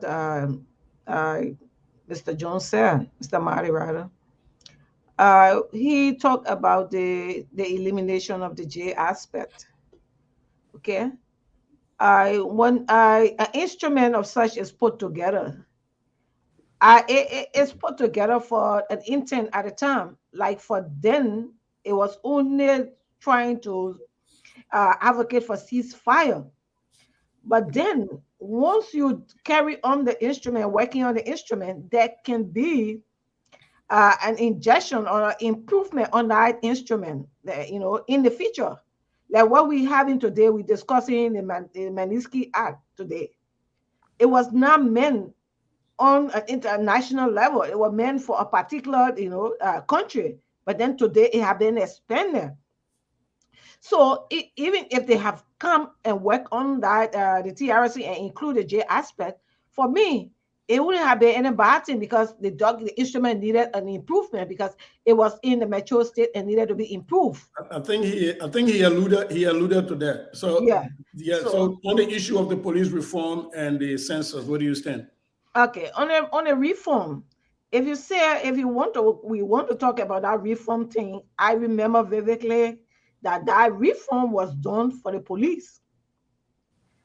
Well, I remember when they got in, when they were doing the reform, they even I think they suspended, not suspended, that's not the right word, but they kind of downsized some of those that were not trained, that did not have proper training at the time during the Eden regime. And they decided to retrain them and absorb them into different aspects. Because I think I remember, I'm just saying it, saying it from other mouth, not too sure of what I was saying. But I remember when my brother was in the police, they were all, put down and decided to reform and brought them back for the reformation. But how did that work? Today, that's the problem I have. Because if you have a system that is set up, the next person that come in, it should be improving from what they met in. But okay. I see instead of improving, it's digressing. Okay, and then on the issue of the census, you think we should suspend the census until elections take place in 2023, like we did in 2005? I think this is where we continue to miss the mark. Because what we continue to say, sometimes when we come to a particular issue, the next thing they say, oh, let's suspend it. Oh, let's suspend it. Let's hold on and change the time. And that's where our problem have continued to be over and over. You have a particular tax. If the commission was set up to do a particular job, to do a census, and from time in time, they were requesting for a form to carry on the census. and the form made available to carry on this task. The task should be done to the fullest. And but what we are seeing, the issue came up when member of the censor came out to tell us what was their fault, their shortcoming. And the leadership did not take heed of their shortcomings. That's what led us to where we are today. Okay. But, and we keep saying, well, let press it down, and you keep compressing the wrong thing. You keep compressing it pop up, wrongly. Okay. And we then go back to the wrong aspect. It should not. If it should be done, let it be done right. So if there's anybody that know a lot about carbonated air coming out of a can, is the Coca-Cola guy. So let me bring you in here, Jonathan. So Cotto is saying that we should push forward. Do you think that it is possible for us to have a redo of the census, or even have a system set up where people can trust the outcome of the census before elections? I'm talking practicality. Or do you think we ignore the census for now? We go with the electoral boundaries as they were drawn in the 2017 elections, and thereafter we can have a credible census. That's the first pick. And then on the issue of the reform, Cotto just threw in a little monkey wrench. So let me change your question. When Madame Salif came to office, they laid off a lot of veteran police officers in the name of reforming the national police. Do you think that is where the politicizing of the police started, because the Unity Party had to bring in their own people into Liberal National Police, like the CDC is doing now? Certainly, I don't think so. To be quite honest with you, had it been the case, we would have seen it. We would have seen it, how derailed the AFL would have been. But the AFL still keep her composure, probably because of the investment of the U.S. government and the level of criteria that was set to qualify each person joining, unlike the Liberal National Police, through the reform process.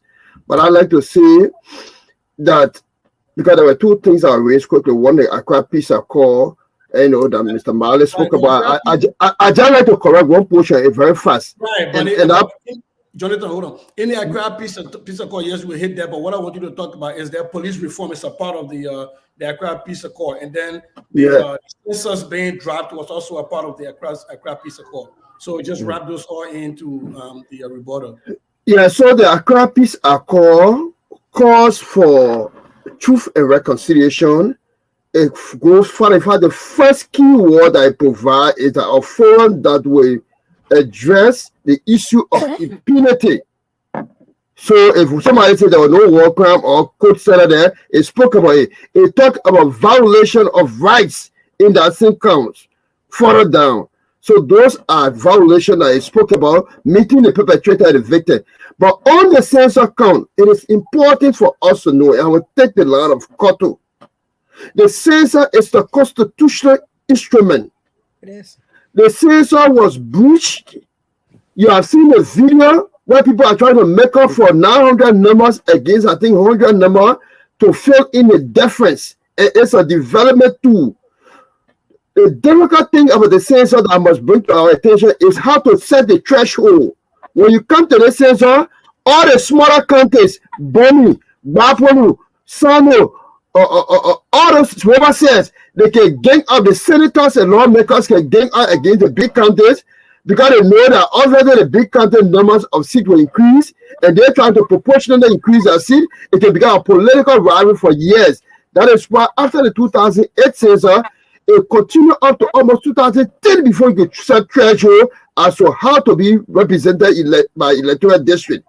Now that we're having this kind of controversy, that some of the experts are giving out credible information and providing education for the Liberian public, my issue here is that how do we set threshold in the wake of this long conversation that is dragged by legislation? If we cannot do it, my answer and solution to this thing will be that before we think about cancellation, the individuals who have the fiduciary responsibility as spelled out by the Constitution of the Republic of Liberia should bear the full consequence, because this thing is both our Liberian dollar and foreign partners' Liberian dollar. Okay, so real quick, $400. we've been on Mr. Marty stuff for a while now. So real quick, Jonathan, if you agree with Cotto that we still make sure that the census is conducted, what is the way forward? Do we accept the census report as it's being published right now, or if not, what do you think is the way out of that? Yes, so I agree wholeheartedly, because if the report will be a total misrepresentation of the development indicators of our country, then it will be a risk for us to go with it because we want to be politically correct to accept a certain figure. So I would think that those individuals should be suspended. They should be taken action against while we postpone that result and move forward with the voter registration and do census later. I agree that the census be postponed, but people has got to roll. That's the biggest issue. Yes. Okay. Dr. Toto and then Dr. Taranka. Yeah, when it comes to the issue of the census, right, I think this is a constitutional issue.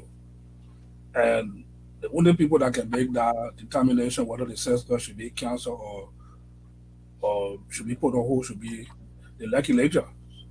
They will have the sole responsibility to do that. But would you recommend to them to do that? Yeah, definitely so. And that's the point I come to raise. The record that because since the book number that they're coming out for the census of hearing, especially you talk about migration from one location to another location. And up to now, I've not seen the legislature whether maybe they don't want to consider as a gossip or rumor, but up to now they are not even called the legit to come against some clarification on some of these numbers. In terms of the population from one location was a decrease in the population or where they had a high increase. So up to now, the legislature said they're not even up to the task, to see how best to validate the census. And we see number continue to leak out and coming to the public, people discussing it, so they have the sole responsibility to make sure this census meet international standard. And on the issue of the police reform, do you think the police reform as asked for or mandated in the Accra Peace Accord was carried out 100%? The police reform was carried on 100%. I can remember when the late Paul Morba, the lieutenant police inspector general during Taylor time, and before then, I too had a brother in the police, and he was downside in the police because he didn't have the proper training at that time, so they had to go through training like the Armed Forces of Liberia. They did well. The police went through some proper training, but now you have some group of people that come in power right now. So then, Dr. Toto, real quick, so you close out on this. If the reform was done 100%, according to you, what accounts for what Dr. Toronto talked about, where you have police officers behaving like rookies? What accounts for that? What accounts for the infusion of those people in the rank and file of the Liberia National Police? The reason I call it corruption, because people want to sending people in the system to satisfy their goal, because they don't. Some of them really go through the proper training. Some of them may have friends with other people in leadership, like we're doing Liberia. You have somebody occupy your position, you bring the person in. That's probably one of the major problems for the police, especially, I just come in 30 seconds, especially some of the guys that have been mentioned to the individual security center. Now, we need that part of the joint security in Liberia where their leader have been mentioned. Some of them really go through a group or didn't go through the rehabilitation process. Would it because government are coming power, the friend of some of them, they bring them on board. That's what we see here. So. Okay, thank you. Mr. So, do you have an input on this? We're talking about the Accra Peace Accord 2003 Peace Accord and what it was fully implemented, the good, the bad, the ugly, according to Mr. Malley. Well, thank you so much. I sincerely apologize. Sometimes this technology, they kind of like throw you, but it's good that you're here. I think I would draw my plea to say, I'm going to call the doctor to go, sister to go, but I good you here, and that's what we are all here for. I just try to manage it until maybe the last Saturday. But here is the thing here. I'm not sure whether the Accra Peace Accord was that comprehensive, in the sense that okay, it would say it was comprehensive. Then where did the gap come in with all of these people that we are talking about today, that they have been infested into this paramilitary institution? You come from the city corporations. At the end of the day, they are carrying arms and all of that. There's something was still lacking. And that's exactly what the politicians are good at doing. They will always create some sort of opening, and they give it some sort of good face value to the ordinary people out there and think that it's okay, and then they go back again, circumvent the laws to suit themselves. So I wouldn't say that Akusomo Peace Accord was comprehensive. I wouldn't go that way, to Dr. Toto, that his view, that his opinion. Well, it started good. So who threw it off rail? And what was the reason for that? Seeing all that is unfolding right now. So I wouldn't see it as comprehensive as we thought. It could have been I think there could have been some more regulations in terms of if we were to rebrand our new security apparatus, especially those that were heavily involved. We knew names, people that there's some mayhem to the Liberian people. At the end of the day, these same people being brought back. So that is a serious concern. And this challenge, it goes to the point of malice, like you were talking about. I'm not sure whether we're going to come to an end to this whole thing. It depends, regardless of the outcomes of the election. Thank you. Welcome, Mr. George. It's nice to see you. Dr. Taronka, now that you've had a chance to listen, and I'm sure you've seen, because I threw that in the chat room, piggyback to the conversation about the way the Inspector General handled the issues of the deaths, and most recently the death of the daughter of the former Chief Justice. In your mind, do you think the security sector reform was carried out 100%, looking at what you see right now as an independent observer from the outside? And then right after that, just lead with your point of what's on your mind, and then we can have the go around on that. Oh, no, absolutely not. Absolutely not. You wouldn't have such a sloppy job. We're talking about the reformations of the police in the Accra Agreement and all of that. And I think it really depends on the administration. You have administration that took when Ellen came in. I believe the concern to be able to learn about the document and what it requires to carry out some of the agreements and some of the clauses in the agreement. I think that's why you saw some of the immediate changes. But then there was a change in administration, and I don't believe that they took any liberty to look at that agreement to see how do we continue the to carry out some of the reforms that this agreement is calling for example, like the police or the security aspect of it. I mean, you look at the human rights report from the State Department, the United States State Department human rights report, and it almost like we are retrogressing back.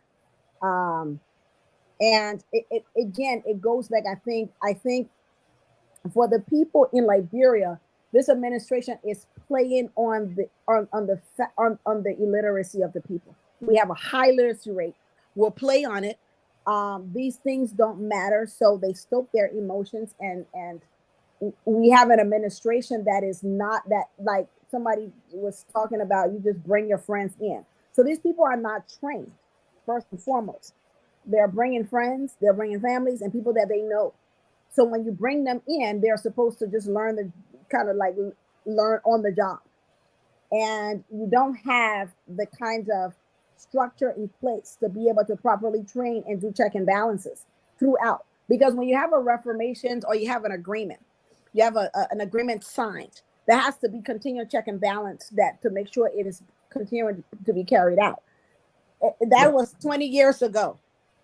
Where do we have the dialogues about this agreement continuing to be had? Do we have structures that are continuing to train people as they're coming in about what the agreement said and some of the reformations that needs to continue to happen? Because every administration is going to have different sort of nuances of policies, and I think that's where you see us continuing to retrogress with the peace agreement that was signed 20 years ago.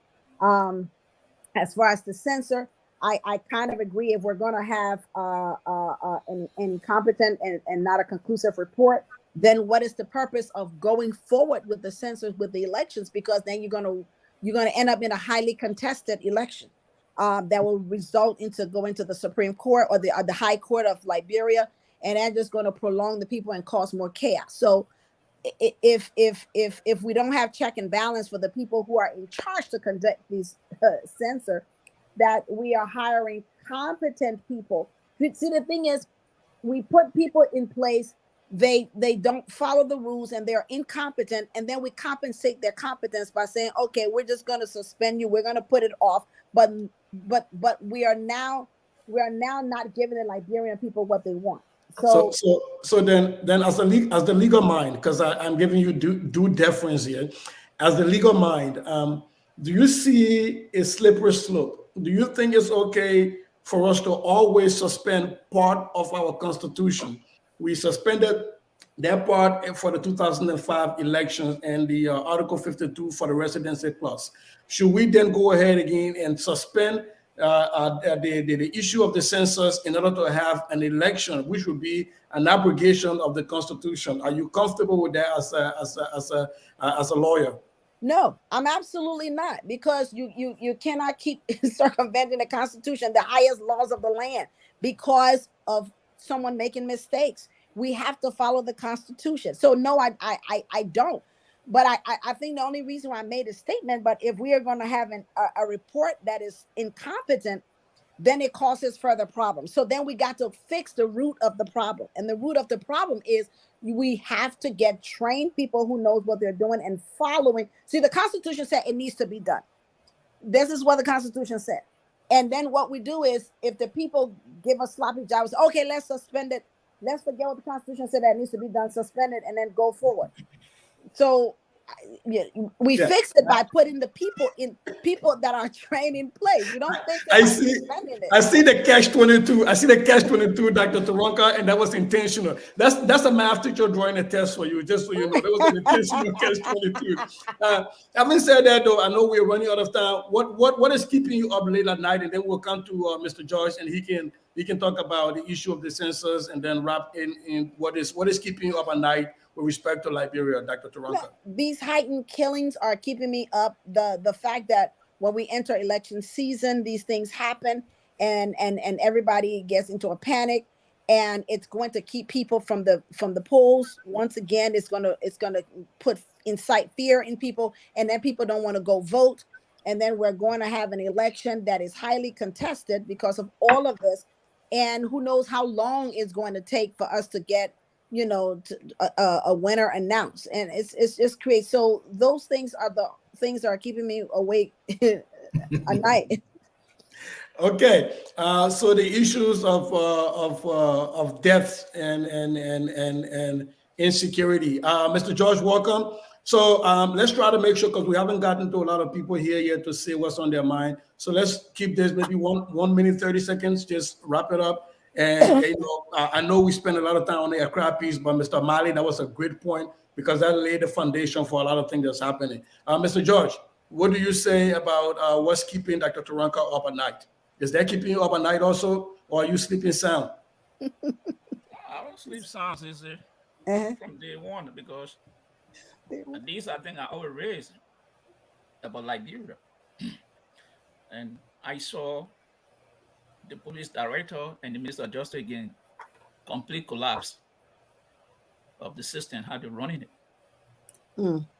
And when I come out say something, people say, hey, you got no evidence, why are you saying it? I said, every time the police, there's a killing in Liberia, the police blow the case out. Protecting crime scene is very vital to any investigation. Police does not contest, they don't protect crime scene in Liberia nowadays. When the 4 auditors were killed, I was on TV live. I said the police had already destroyed evidence. Because when I saw a police officer opening door of the car, lying, everybody walk around there. What was the yellow tip to provide that line of demarcation? Nothing. When I say, people say, oh, the police director came out and say that was so Mr. George, to that point, because then I'm going to draw you back to the last issue of the police reform. To that point that we are saying, like what Dr. Taronka said, we're saying police officers behave like rookies. Those police officers that were brought in when the police was reformed during Ellen's government, Were they all laid off during George Weah government, or are those police officers that were highly trained still within the Liberia National Police? And if they are, why aren't they taking lead in the investigation? Sister, yeah, what happened? If I tell you that you don't have trained people in the police, I will be lying. But for every administration that comes in, they got their own code of officers that they put in strategic positions. And when they do that, these guys don't answer to any other person under them. You may say something, they will go straight to the director and say, hey, this is what the person was trying to do. The director will call that person, hey, do not interfere in this in my interest. I told this person to do this. And the poor man wants to keep his job, just sit back. I got a friend, very close friend of mine. He came to receive 3 times in Philadelphia from the police. He left the force. He called me and said, Amos, I'm leaving. I said, why? He said, I can't take this thing. This guy doesn't know what they're doing. You say this to go up to the people and tell them, say, hey, you get. So he left. You're a lawyer. So these are the things that you don't have the people there. People are there. Is the issue of people, the experts are not allowed to practice their expertise? Is that your point? Okay, yes. Mr. Mali, I see you praying. Are you staying awake with Dr. Toronka? Are you both staying awake on the same issue? Are you tossing a turning in your bed on the issue that Dr. Toronka has just laid out for Liberia? I would say no. I say no for 2 reasons. One, it's like we have forgotten. The peace accord document has been compromised. It's not only been compromised, but it has been paralyzed. So I stay awake to ask myself 2 questions. Assuming by accident, by political accident, George Weah doesn't win, is the next incoming government prepared to revisit the TRC and implement 8, 4, or 5 pillars in there that include the GMAP, the rehabilitation, the police reform, the censor, and going back to visit the Article 52 clause, the residency thing? Because there are some political candidates that came to Liberia. They took advantage of this clause and today they're running. The records are there. So what I see here is that we are carrying on what I call a political cherry picking in a TRS, in a peace accord. We go there and pick the one that suits us and leave the one that doesn't suit us. You see? So this is a challenge now. If by accident we doesn't win, to the incoming government. I yield. Thank you. So Jonathan, we're not picking cherry, we're going to pick Billabong, because I think this is pretty much coming down towards you in this point. You call it wet flower? Okay. Let me go to Koto. So Koto, are you staying awake on the Yeah. I'm saying we have a caller, but I'm telling to hold on. Later, then he'll call. Okay, but you are muted. Okay, so let me come back to you. Let's pick the better ball. Are you staying awake on the same issues as Dr. Toronka? And let me throw in a little monkey wrench to that. You come from a party that is has the same genetic makeup almost of the ruling establishment that promised to have a Truth and Reconciliation Commission. I mean, a war crimes court. Is your guy or your group going to have a war crimes court if you do win the presidency? And are you staying awake on the similar issues as Dr. Toronka is staying awake on?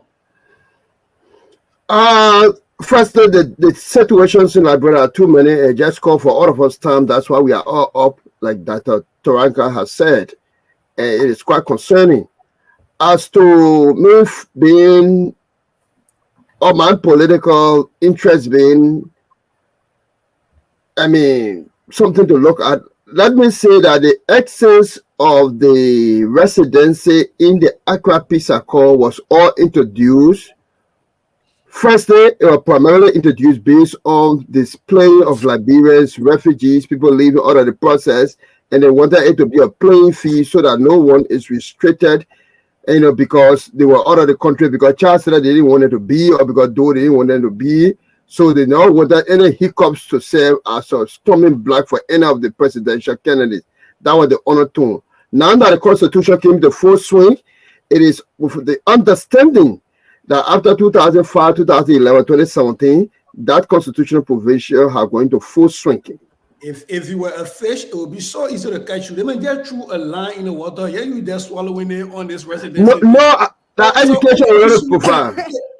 On the issue of the TRC, can you tell us if the CPP wins, would there be a war crimes code implemented? Because that was one of Mr. O'Malley's points. Yes, as a matter of fact, we have championed the World Economic Crime Code establishment in our country with our bare chests, our bare hands, our sweat blood, and we have. I'm coming. I'm coming. The people always say, "Okay, BB stomach. I'm not be passing. I'm not wearing clothes. You're wearing clothes. You don't do your bare chest." I hope that I'm talking to my papa too, because all guys in our stomach. But the truth of the matter here is that Mr. Ellis Cummings and the ANC are of the view that over 300,000 human beings that died in our country, people who perpetrated those crimes against victims, people who were lied on, and I always like to mention this, they must meet their victims and address the issues in the code of competent jurisdiction. And we cannot sweep this thing under the carpet here. I said it honestly, and wherever this is not targeting, like even the audit of the government, she will come into being. It will not be because Johnson coach to say her, so we want her to go audit. Because somebody told us this, we want to know the audit and the funding should lead to wherever nobody targeted. And that's the kind of system of government. Mr. Goya. Yeah. Sister, are you hearing me? Yeah. So with this whole sensor here, I'm not sure whether we have even asked this question here, because the sensor basically tells us who we are, where we stand in terms of population in our country. But that number is also not telling us that those are qualified voters. Are those politicians, stakeholders, are they asking that question? Or is it because we see these numbers, so it means all of these people are going to be voting, or they are registered voters? No, but the numbers have not even been disaggregated. It hasn't been age range and sexes or anything like that. So that's the whole issue. Physical challenge, everything. Right. So it hasn't been laid out.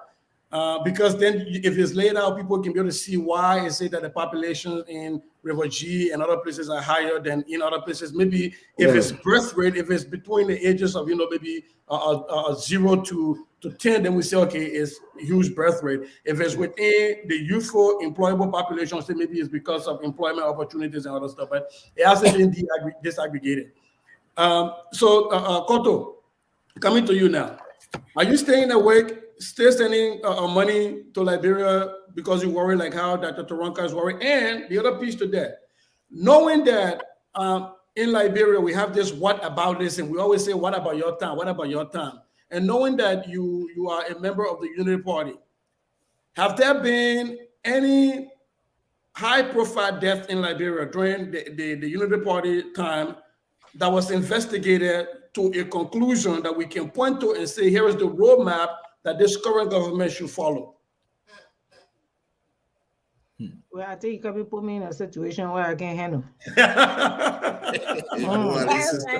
Because maybe I know about one that was not handled, and I don't know if I'm to be corrected. That was the only high profile. Agrees. So Harris Green issue, that was the only one I'm aware of, and that was not, a close. I don't know, to up to date. I don't know. I'm not quite sure, but that was only one that I'm sure of for 12 years. But unlike the 6-year term, we have about more than 25. So the 25 is what we can, attest to. But many that that are now the unknown ones, we cannot even account for that. But we accounting for 25. Not only I'll say the record. sorry, Allison, you're saying something. one Allison was killed on Ellen Johnson selling. Allison. Yeah, Allison, former Grady Allison, sir. The late Grady Allison. My man almost said she stand to be corrected. Yeah, okay.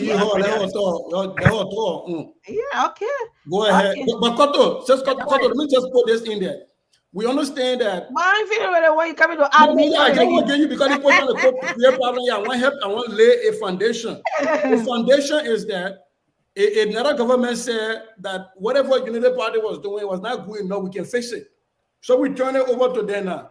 Do you think they have any right to stay on to say, oh, it happened every time, nobody calls no, so it happened at what time, and we should not call, nobody should say anything about it? Yeah, but this is where I'm coming. Okay. It happened for Harry Greason, and they say another person. Okay, we said that happened, and for people who voted for was that we did not want to see that happening at all. Because if I say that somebody was killed and I don't want to see it, I think this government would be the best government to say they don't even want to see a fly dying. Yes, because that would be my point of that. I don't want to see a fly dying. But again, this is a government I want to say, okay, we are there for the people. Under the same government, officials of the government, not even private citizens, official.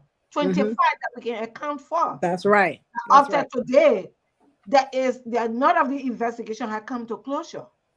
And it's concerning. I don't know if it is concerning to them, because what will happen if I am doing something or I'm taking a project, I want to see my progress in the project. But if I'm not seeing progress in what I'm doing, and then you go back to revisit, that's why the people call evaluation, go back and evaluate and see whether you can come back and revisit some of your mistakes.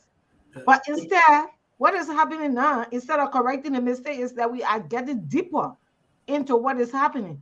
Because the next thing again, we might get it again and see another body, and on and on. We keep saying the same thing, and for every time we talk, we come with another death again.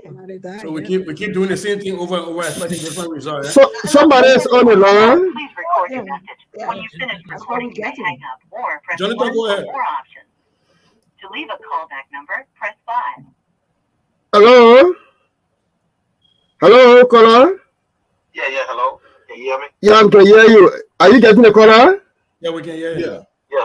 Yeah, your name is right calling for, sir. My name is, hello. Can you hear me? Yes. Yes, we can hear you. My name is Aaron Paul. I'm calling from Atlanta, Georgia. Okay, Aaron. Yeah, I just want to weigh in on the conversation a little bit. Probably 1 or 2 minutes. So, how you guys doing this evening? We are doing wonderful. You can go ahead. We're keeping you later now.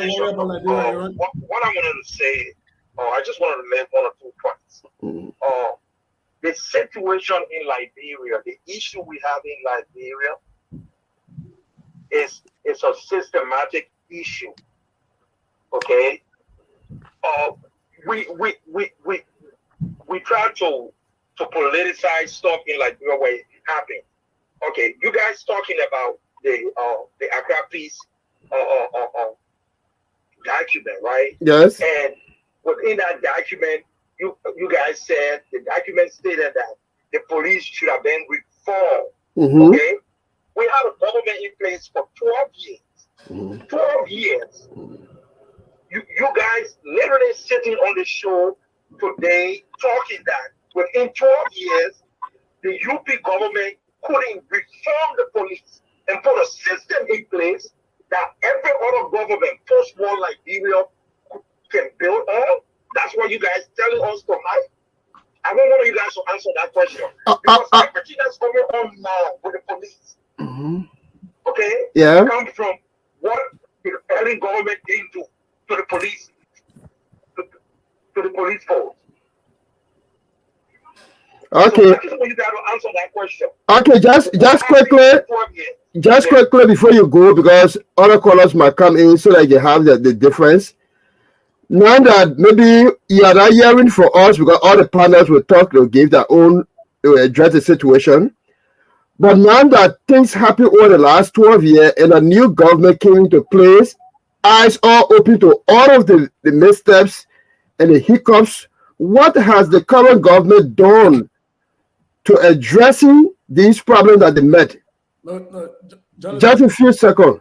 I'll come back to you. Okay. Real quick, Mr. Donovan, can you hear me?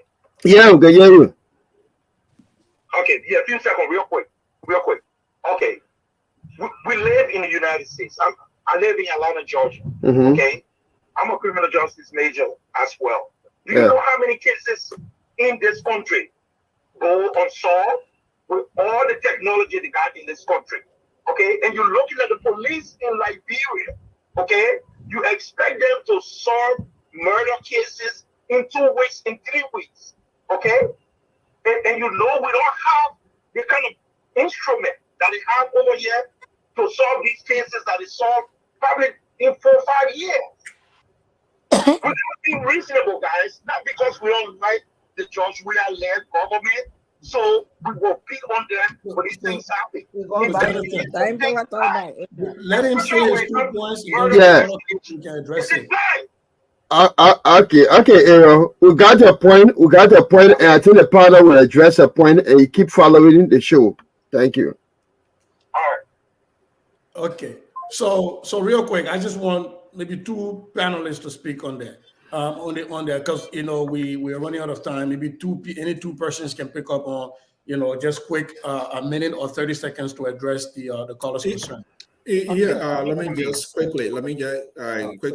I think Aaron, he has a very good argument. And Aaron, the reason I couldn't put my number out here, kind of like hanging in there, I just didn't want to do anything to interrupt the entire program.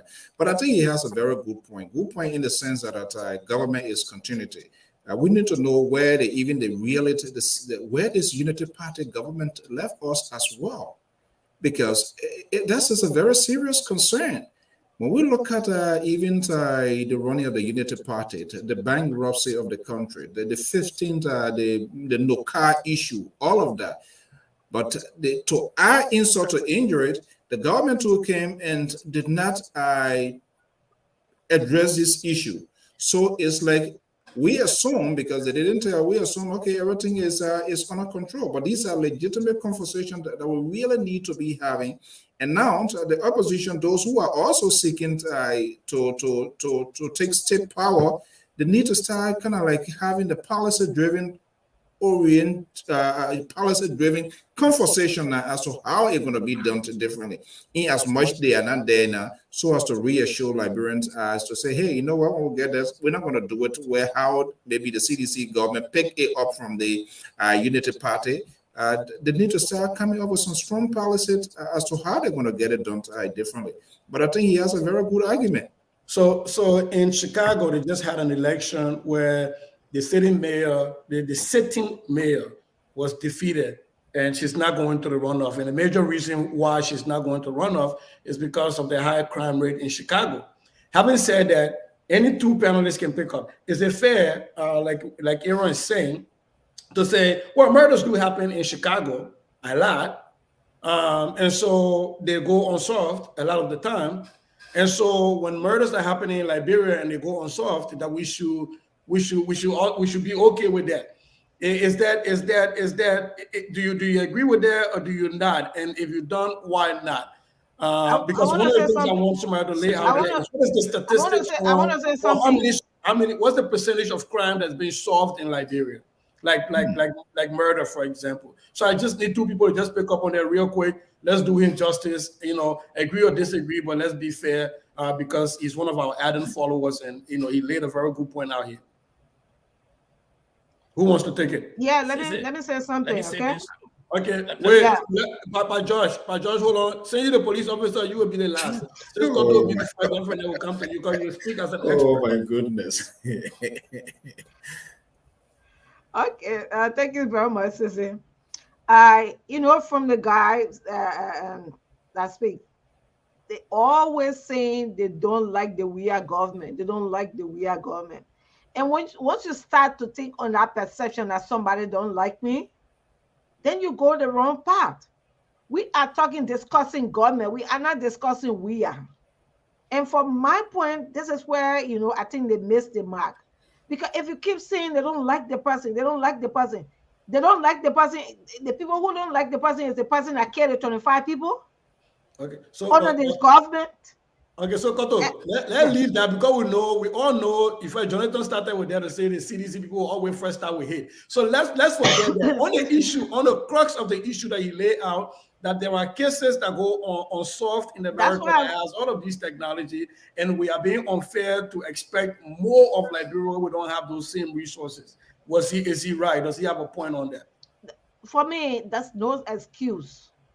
There are people who would say here, when they are telling you that they have not resolved the case, they will come out to the point of what level they have reached with the case.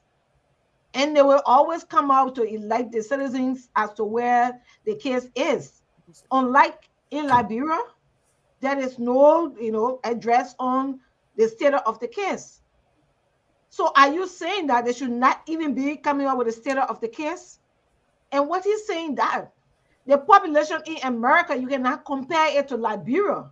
What our population is. If we cannot handle just that little population, then you come in to compare with a large population of such that we have, in compared to even Atlanta to even when I say Jesse. So there's no comparison in it. I think his judgment is not parallel, is completely offline, because if you say that, I mean you are giving them ground to continue to do what they are doing. Okay. You cannot compare that.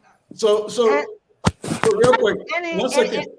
Let me bring the police officer in, Koto, please. Okay. So by Josh, there are so many TV shows, episodes on Discovery ID and everywhere, about unsolved crimes, unsolved murder, cold case files. There are seasons upon seasons of that.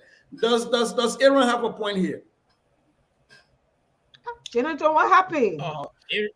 Jonathan, his throat get dry. He go take the line that Mr. Mali threw in there. That line, he cutting your throat. So, go ahead. Let me say first thing to Mr. Aaron.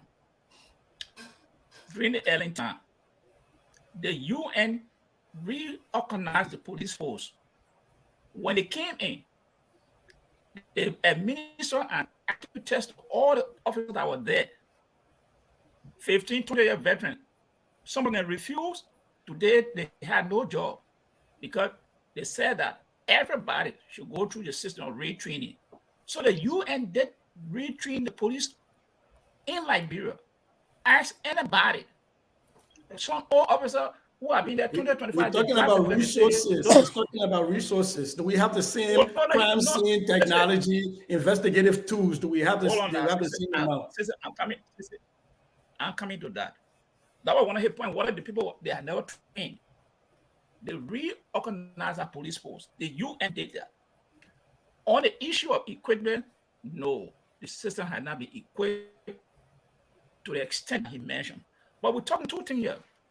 How can you compare oranges and apple? You talk about the United States, and you talk about Liberia. So which one is orange? Which one is apple? Which one orange?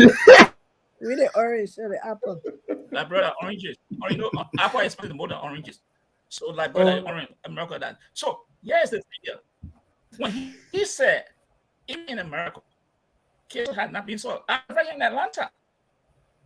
Okay, I hope we played. I want to, Mr. Josh. To say, Dr. Toronto, did you want to chime in? Yeah, I just want to like one statement. He's talking about unsolved cases where officers are trained. They're following proper procedures. They're saving evidence and everything. They're following a trained process, as opposed to you have a case that from the very word go, the procedure in even gathering information is sloppy.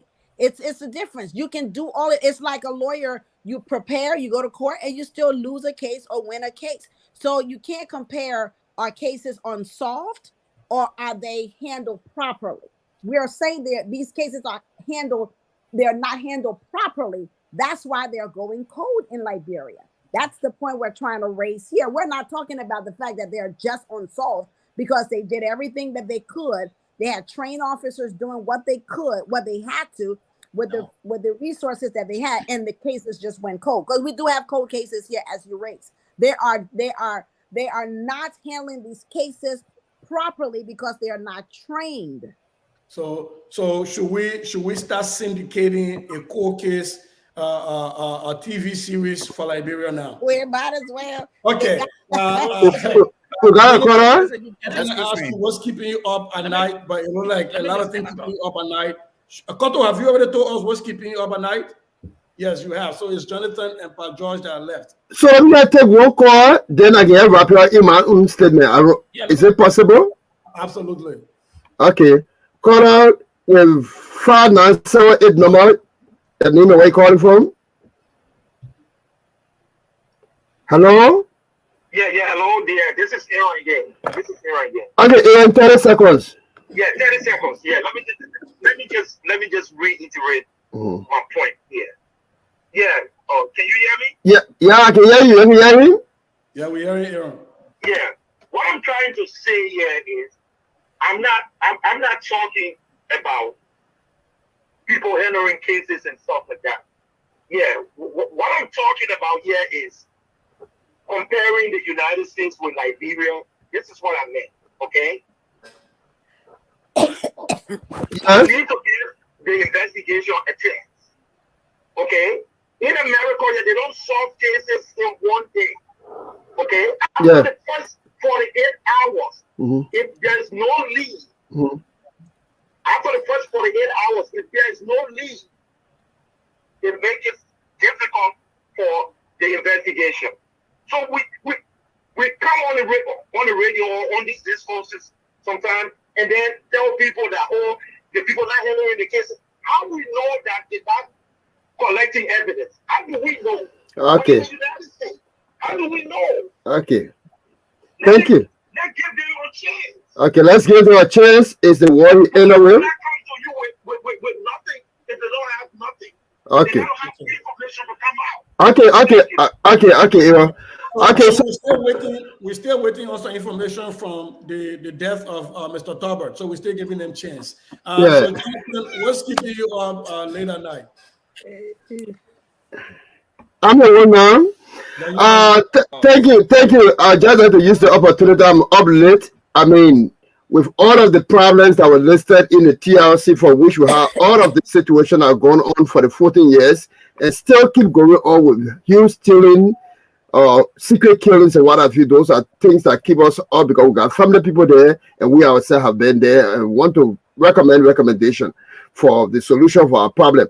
But let me say to my colleague that even if we were to give him the deference that the police should investigate properly, did Councillor Gloria Scott tell the police that it was her contractor who is believed to have committed the crime for which the police placed it in her report, and to also make us as public, including you, Aaron, to now doubt the police when Councillor Scott came out to say this thing, it was an insinuation for the police?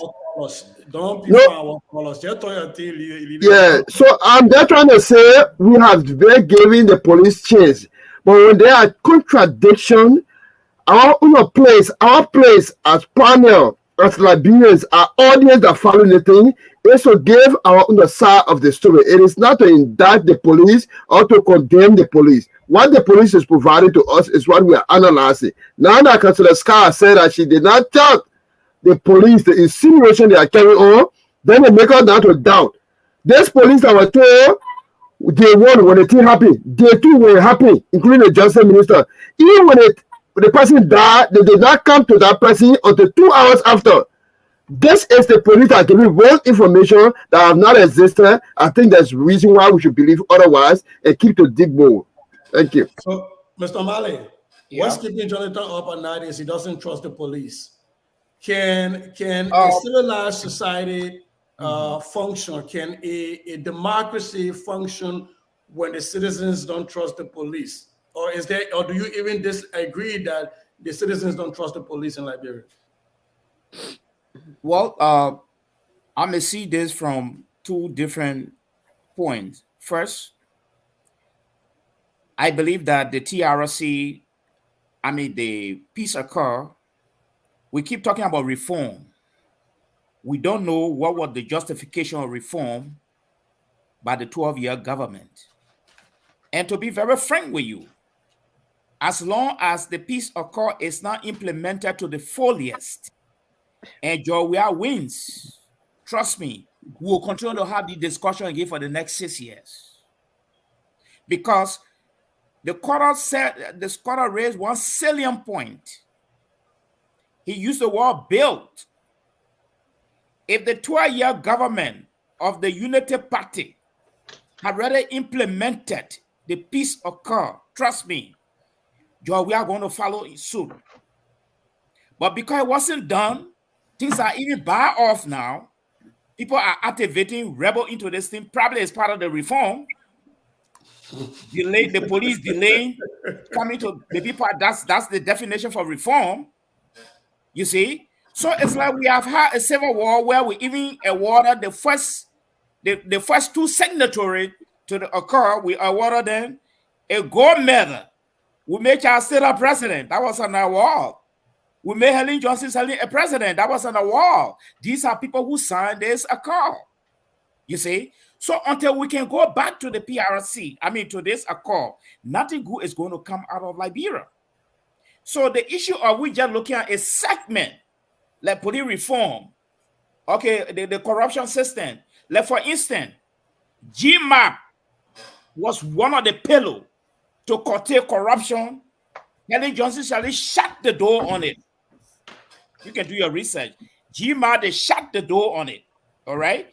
So what I'm seeing here is that Georgia is not going to, Georgia definition, President, we are definition for reform. It may be different from our own definition. So the challenge here now is, let us pray that some political miracle take place for Kumi or our brother, those who standing by to take over, let's just say, let's pray, let one take over and implement the peace accord. That's where the solution is, and not cherry picking in the accord. Okay, thank you. So Mr. Male is fishing here. So Koto, I'm bringing you on and see if you will bite on this because he threw a lot of stuff in here. He's quoting John 1:46. Can anything good come out of Nazareth? I didn't want to go to Jonathan because the three Hebrew boys, we don't want to get him into Bible stuff. Can anything good come out of Nazareth when the people don't trust the police force? Koto. Thank you very much, Sissy. Nothing good can come from Nazareth when Nazareth is not good. So that's why it is. The sister is not good. Just so you know, there are two pastors that will be in service on Sunday preaching. So you'll be careful with that John 1:46. Okay. So we say garbage in, garbage out in computer, and that is the system we have. You don't expect to put garbage in there, then you expect a good result to come out. And that is our system. And when you see, I was saying that we have this leadership deficit or knowledge deficit, or sometimes instructional deficit is what we have in Liberia. Sometimes the instruction is there, but do we follow the instruction is one thing. And another is whether we abide by it is another thing. So that's why I'm saying in Liberia, that's what the troubling is. Because we saw, I'm not here to back the Ellen government, but I saw to some point when issue came out against her officials, she automatically suspended them or dismissed them. We saw it with the police director, Muna. When Muna was suspended, I think she was dismissed from the police when it came to the police, the equipment for the police, well, it came to the uniforms. And uniform, yeah. Yes, some aspect of the police. We saw she dismissed Muna. She took Muna from her position. Even the police director himself at the time, Morba, right? But he had some issues on him. When the public raised issue against Morba, she dismissed Morba. The information minister, when there was an issue against information minister Brooklyn, she dismissed Brooklyn. So we are not saying that the 12 years they didn't do, they have their problems, but we are saying there was some sanity to keep the system in place, if not to the fullest. But are we seeing that now? And that's what my trouble is. My trouble is, are we actually putting people or misplacing people in offices that they are not supposed to be working or they're supposed to be carrying on their functions? It's troubling. Because the problem we're having now, my brother Roland is complaining about the people are not expecting the police to carry on the investigation. It's not that we are expecting the police to come to conclude, the investigation, but to some point where they will come out, at least they will come out to, the first thing is to gather information from the victim. You have not done that, and up to the point that he was called. He had not come up with a data from the site. So from that point, what do you want us to conclude? If you leave the mind of the people blank, they will fill that blank up with something. So that's where we are. The blank that is there, we are filling it up with what we're discussing here. Because they are not competent from the onset, like that the commenter said, we are going to say what we have to say today, and which they are saying we are not supposed to be saying. But because we are not giving the information to discuss the issue. For me, that's why I stand on that the gap is there, and we fill it in the gap with information that we can fill it in with perception. Okay, that's our perception. Okay, is Sissy going off? I think so. So I think so.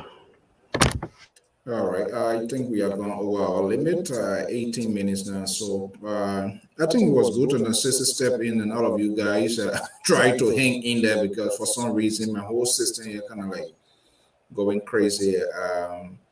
All right, I think we can just make our closing argument. I don't know whether that's what you guys are doing. Any final 30 minutes, final statement before we go?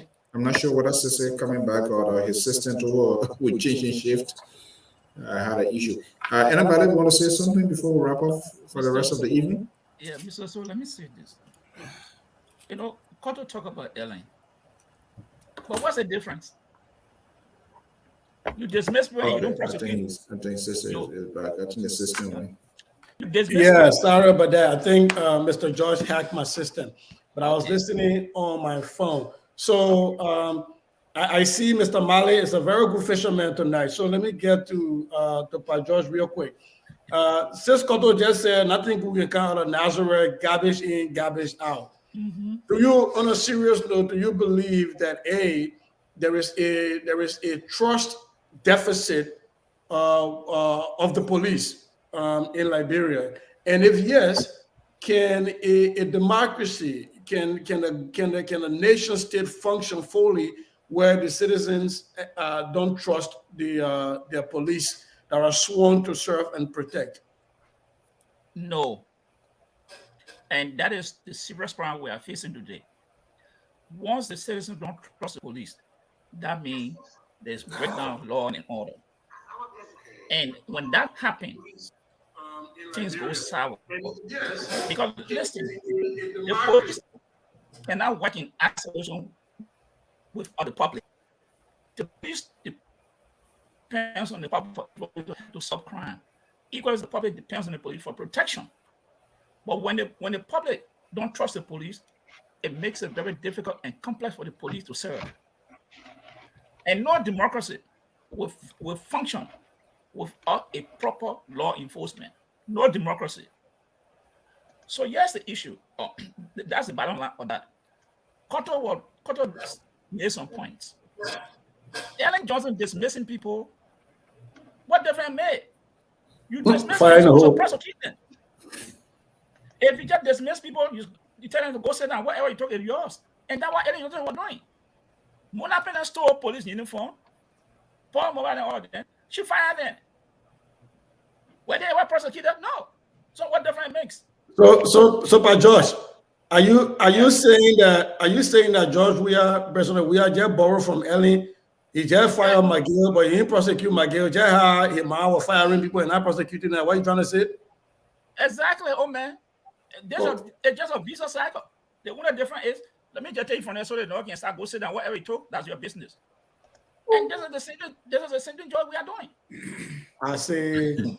Koto, you see it that way? You see George Weah as your son? Is George Weah the son of the Unity Party? Is that following what he managed to do? Of course. I asked him Koto. I'm not here to back that. I'm not here to fight with Pat George tonight. Koto, it won't be no situation. Guys, okay, so real quick, I think we have let's wrap this thing up real fast. You're posting a parting statement. I think we'll do that in a minute or two each. Mr. So, what do you think? 2 minutes each? Okay, that's fine. Yes. Let's wrap it up. Mr. Malley, I know I'm beginning to love you. You are a very good fisherman. You take different hooks, different bait for different fish. What is your parting comment? Well, my parting comment here, in 341. The Bible verse you just quoted has been troubling me, whether anything good can come from Nazareth. I will go on the opposite to say yes. Liberia, Nazareth. We have for Israel.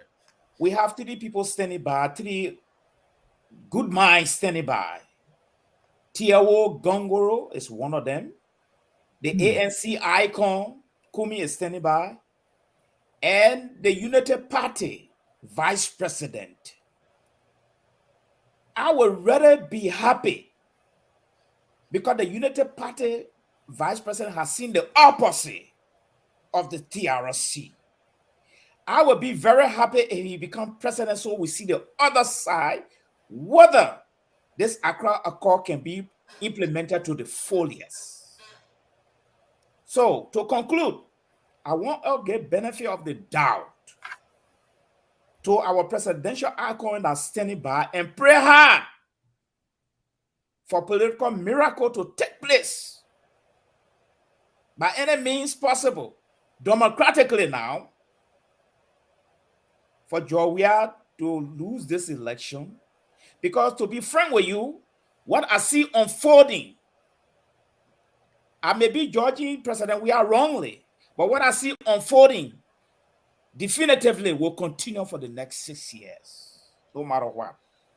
Because their definition for reform is different from our definition. Their definition for good governance is different from what we see as good governance. So let's give people the benefit of the doubt. And something good, I'm sure, will one day come from Nazareth. Thank you, Mr. Malley. Jonathan, your parting statement. You want to quote a Bible voice here? I hope you didn't learn it from your 3 Hebrew boys. But let's go ahead. So very quickly, thanks to all of you for the opportunity given us today, and those of you who are following us.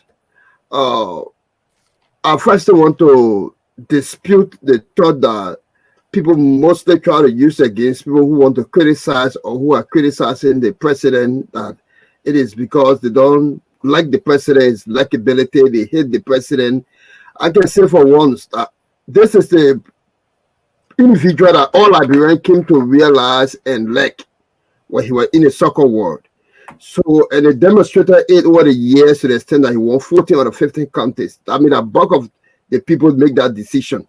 If the same people come to criticize based on findings and things that have been happening, those same people who made a decision in a bulk majority cannot be ill-judged because they have a different understanding of what should be happening. Many of the things that are happening today in this government, if the government had responsibly listened to our opposition and other civil society actors to have audited the previous government, adequately informed the Liberian people where they met the economy, what were the challenges, and how they intend to solve these challenges over the period of time, and inform the Liberian people about things that they have done, it will solve the problem. But if somebody died today, and then the president comes and says, he learned that it was girlfriend and boyfriend business, and the people from there are grieving. At the end of the day, we need fiasco. Another person died while the president on a trip. President come out of the country, his security move from behind him. People who see president every day, they run away for the president foreign. And who else will want to trust any system whatsoever? So all we saying, this is like a football game. When you're number 5, ring bell. When you sort of kick the ball, he kick it. The opponent number 9 will score. When the president can convince the Liberian people that indeed these deaths that are being occurring, those who have been alleged of committing them, they will take responsibility. The sanction are being placed on official. We see communication from the president, desk of the Ministry of State or the Justice Ministry to the Treasury Department. We see experts coming from the Treasury Department, meeting with the legislature as well as the judiciary. Then it will be a good thing to have confidence. But while that, against the same brother, there can now be much time to talking about problem. Thank you so very kindly. Thank you, sir. By George. Yeah, sister. Your parting comment. Because we want to end this show here on Flower, so I will end it with Koto instead of you. So what's your parting statement? That's why I came on late. I didn't want to come, so I came on late. But how? Let me say this. The censor numbers that have been floating around, sister. Last year I saw this thing coming. I had some tip up. I told Mr. So about it. I contacted our reporter in Ivory Coast and went and identified the individual.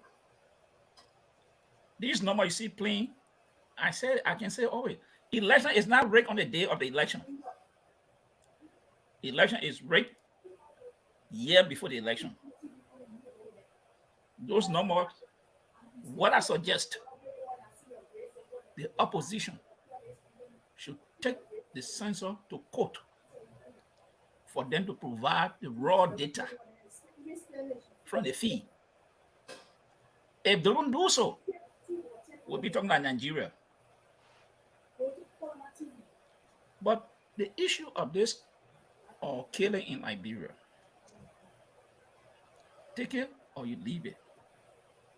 There'll be more to come. Okay. There will be more to come.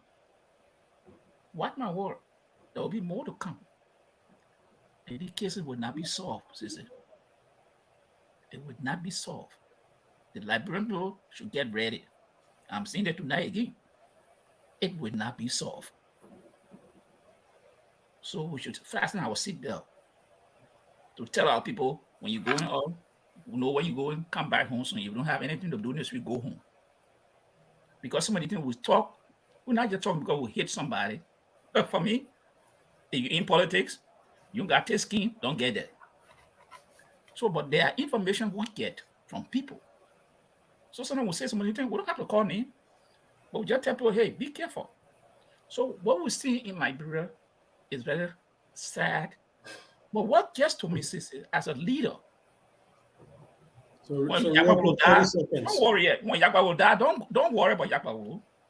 But if a high-profile person who has served the country in many capacities, something happened to them,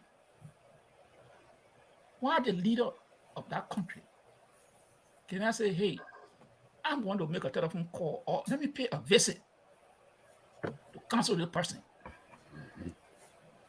That's what I expect a leader to do. Okay.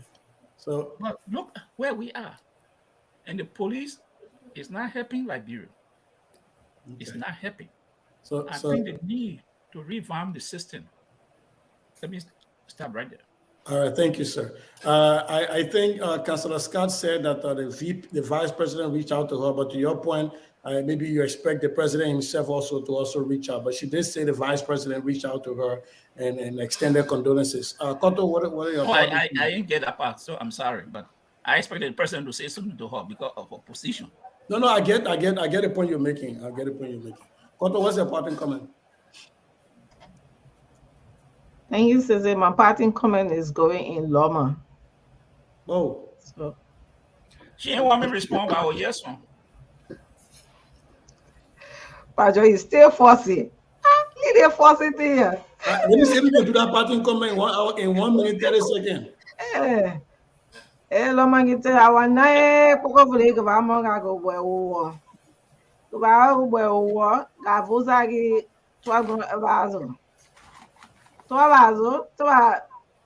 Gugi Awa, Gawununi Nazi, Adabra Warawu. And what another Gawunuzi na, what in our New Yosi na, okay, I was at the party. The thing I take, I make Tenka number, Gauzi the governor, the voice are Gabaraka. Ka Ulamavana, Kamane Uviza, Kawunuva Golera, as the Adum Mazo. And when I knew magazine got other la do mazo, I did let it to Zazo, I don't met it to Zazo, I don't get it, other can other net to Zazo, other vaga now, other there's a Marizulera. I don't any will comment izo. Was Clona, I don't know what you see, Nova was at the same now.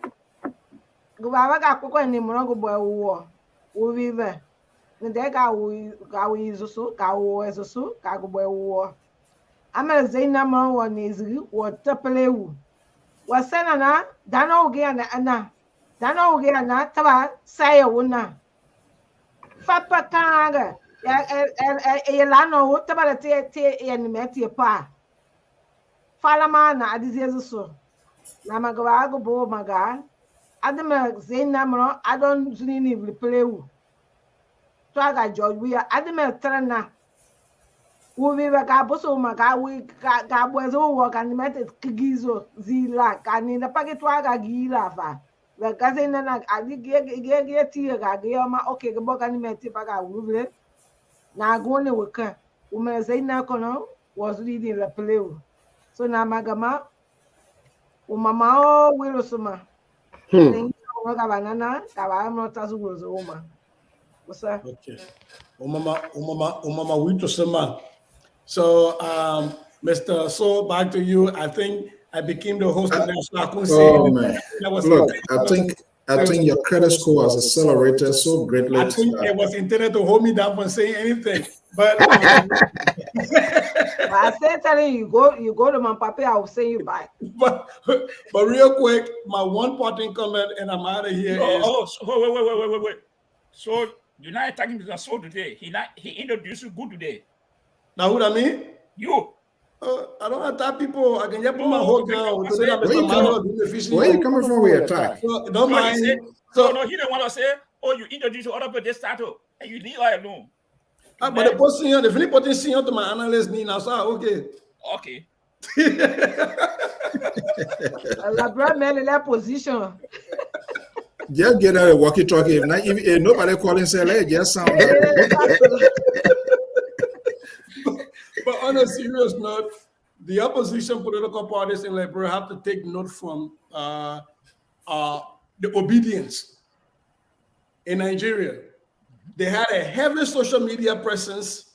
They did not translate that into votes at the ballot. Elections cannot be won online. Yes, you can use the social media platform to reach out to people, but until, and I think Cotto has said this over and over in this place, until you can turn those crowds into votes, your work will be in vain. So I hope opposition political parties are taking note of that you can have all of these many groups and you can be everywhere. You have to turn those into votes. And that is my parting comment. Well, what a great presentation, Sissit and the rest of the crew. Despite of the technical glitches here, everybody hang in there and you see me post there like a statue here. I want to thank all of you so much.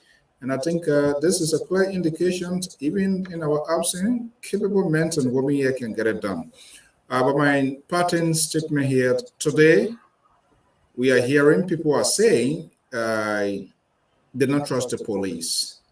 Yesterday, people never trusted the AFL. Tomorrow, I'm afraid I will not trust the immigration or even the NSA and all of that. So we need to kind of like take a break and see what we all really want for our country. I'm looking forward now with all of these informations, all of these apprehension, makeup, speculation, some true, some not true, based on where you go, some of the outlet, because they try to push their own political agenda out there in the public as well. They say whatever they want to say. I think it is now time for the opposition. They want state power. And I think we need to start hearing from them and directly in terms of their policy as to how they're going to be done. And I'm wondering, how did even the police got to know that contractors were working to just Councilor Scott place?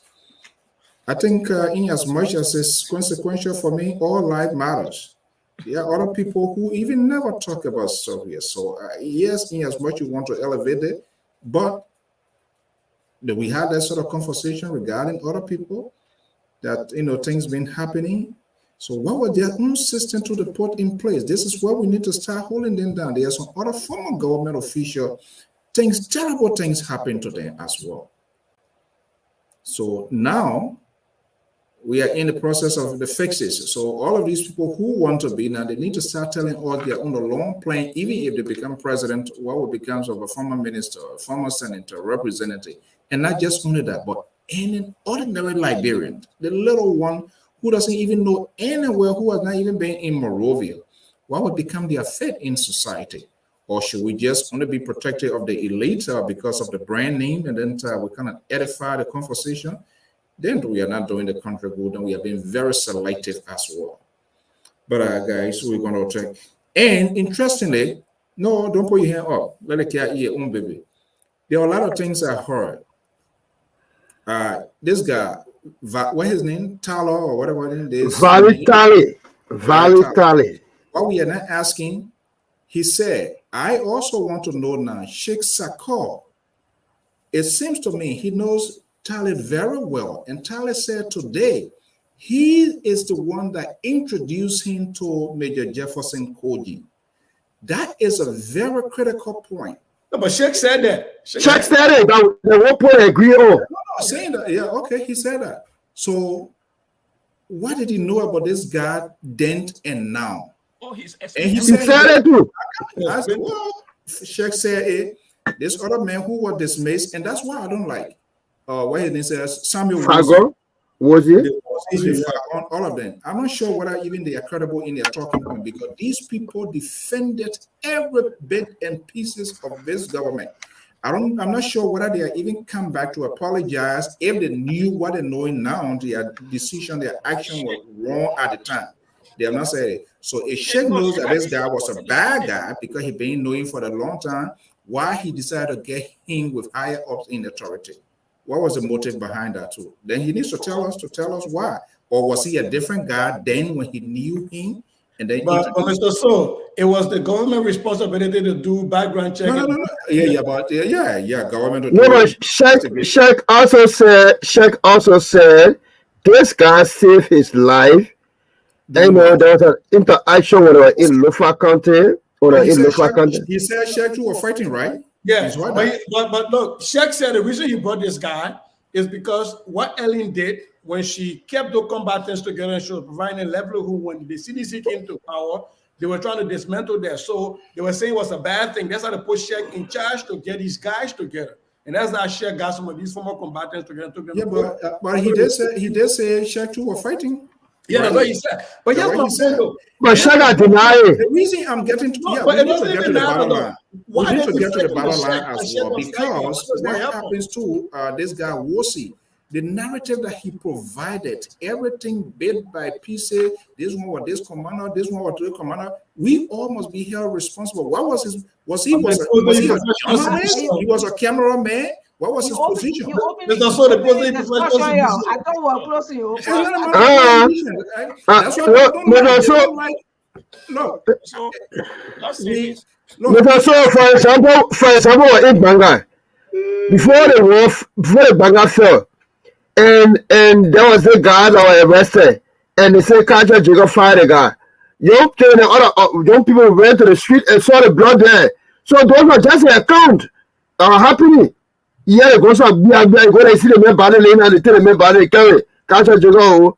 So they were just account. I mean, it was like sport for those guys. Yeah, those account needs some questions. But I mean, people have the right to say, to judge who we are, who I am. It doesn't necessarily make me to be.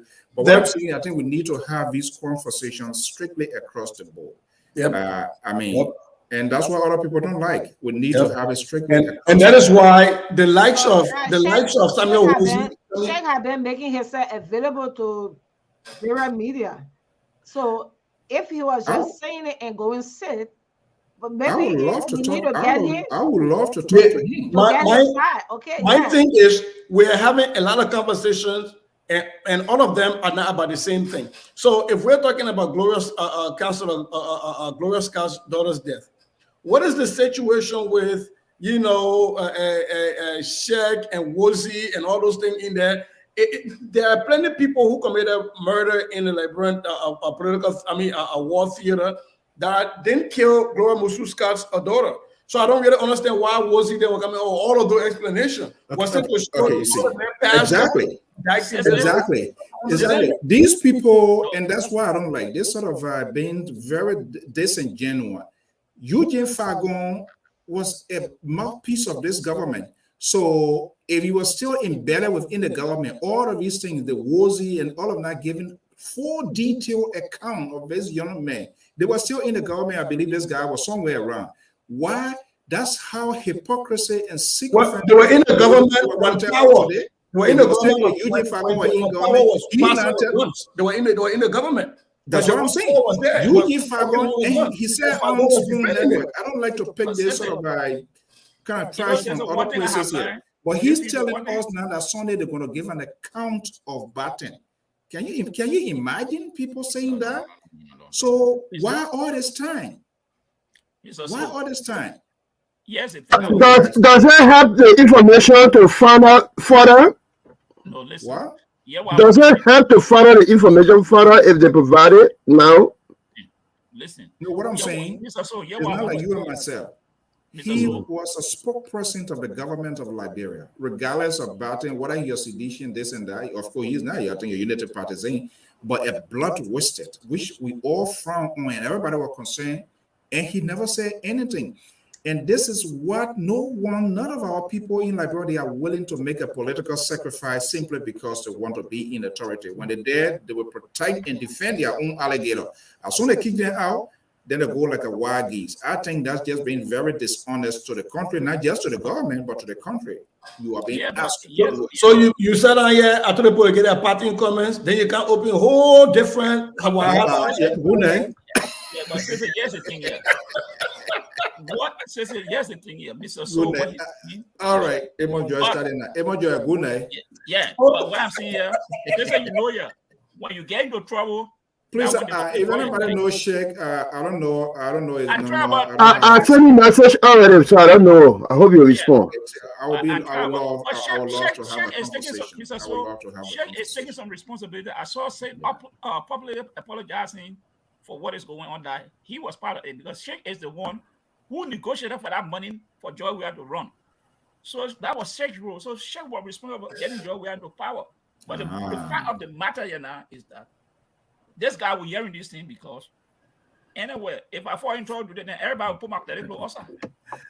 Yeah, but my Prosper said Mr. So always fun. Prosper say uncovered sedition.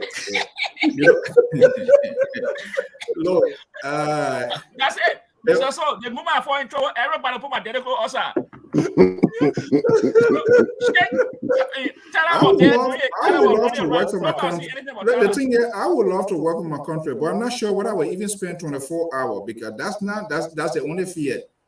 That's the only thing. So the issue of being under professional sedition or whatever. But guys, thank you so much. Tell me that my man, I love his here professional. At least I get some professional one. You start wearing beret here, so you stay professional. Yeah, I'll stay with it for my own beret. Maybe when it comes, it will be something. But guys, thank you so much.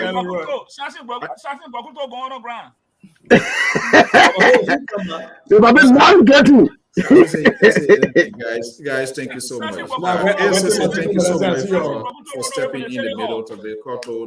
George, thank you so much. Okay, guys, for folks, Prosperous and all of our guys, look, thank you so much for your time. We always allow people to express their comments, their views, their opinion. That's about it. I can't chastise you for that. That's how you feel. And it's good for people to speak out. We like for people to speak out as long as it's done in the civil context. But on a serious note, all of these things we need to look at it. We shouldn't be sentimental. We shouldn't be, emotion should not drive us. Yes, every life matters. For me, that's how I see it. Every life matters. There are a lot of people, there are some other story that comes about, we don't even know about it. And I do understand that in a society, there are some people when they die before you get to know they bury them. But there are some other people based on the brand name, which is also is a fair game. But we need to have a really holistic conversation about our country. We all directly, indirectly. Why I just do not like our people, they are not honest. They are not sincere. These people, some of them work in government. They knew very well, and some of us say it in as much. George, where there was certain thing we admire of him, his soccer style, the soccer thing he played. I'm a strong die-hard, due member of Invincible 11, but some of us said this guy was just not able to do it. So what I see happening now, they thought he was a stupid man, but he ended up making fool out of them because they were just bringing him and think that when he gets there, they were going to do things. So it's now holding on. The center is no longer holding, things falling apart, and then they're trying to pull back. When they were there and they defended it and they were doing everything possibly they can. So they raised an alligator unknown to themselves. Now the alligator is swallowing them and they try to pull back. And that's it. I don't believe George Weah have a police that should be called police of George Weah. We did that in the 90s and we saw what happened. Those soldiers. Now we're having George Weah police. Tomorrow it's going to be another person, NSA, immigration. We need to have institutions that will guard lives and property. And perhaps we need to revisit the functions of the police, maybe the Ministry of Justice. And I was speaking with a former senior government official, public safety. Why should we have a police that will be more or less just pledge their loyalty to the president? It shouldn't be that way. There's something they call police and community relationship. Is it there? And if it is not there, what are we doing to have these things? This is why it's so important. All of these people that are seeking higher office of the land, we need to know exactly who they are, what they represent, and how they're going to have it done.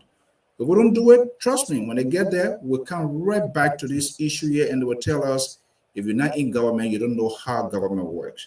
We work in government. We work with people, high-profile people, and they sit and they tell us these things. So it's not an issue of somebody to know. But you see, in this country, there are some people. How many of our people that can actually come up and disagree with their political party one day? So everything about their party is perfect? No, it's all about political correctness. And because they want to solidify their position, they want to protect their bases, they are unwilling to take a political risk because they will lose their job. That's what happened. If you are in the system and you know the system is not working well, if you're talking, they are not listening to you, get out. Don't wait when they fire you and then you turn to like a renegade soldier. Who's gonna trust you? Thank you so much. Have a pleasant evening, and hope that I will be here. And I'll be glad we'll have a conversation to shake to know more. I think everybody needs some sort of give them the opportunity. We're not going to adjudicate them here without something. We gotta hear from them as well. Have a pleasant evening, folks. Bye-bye.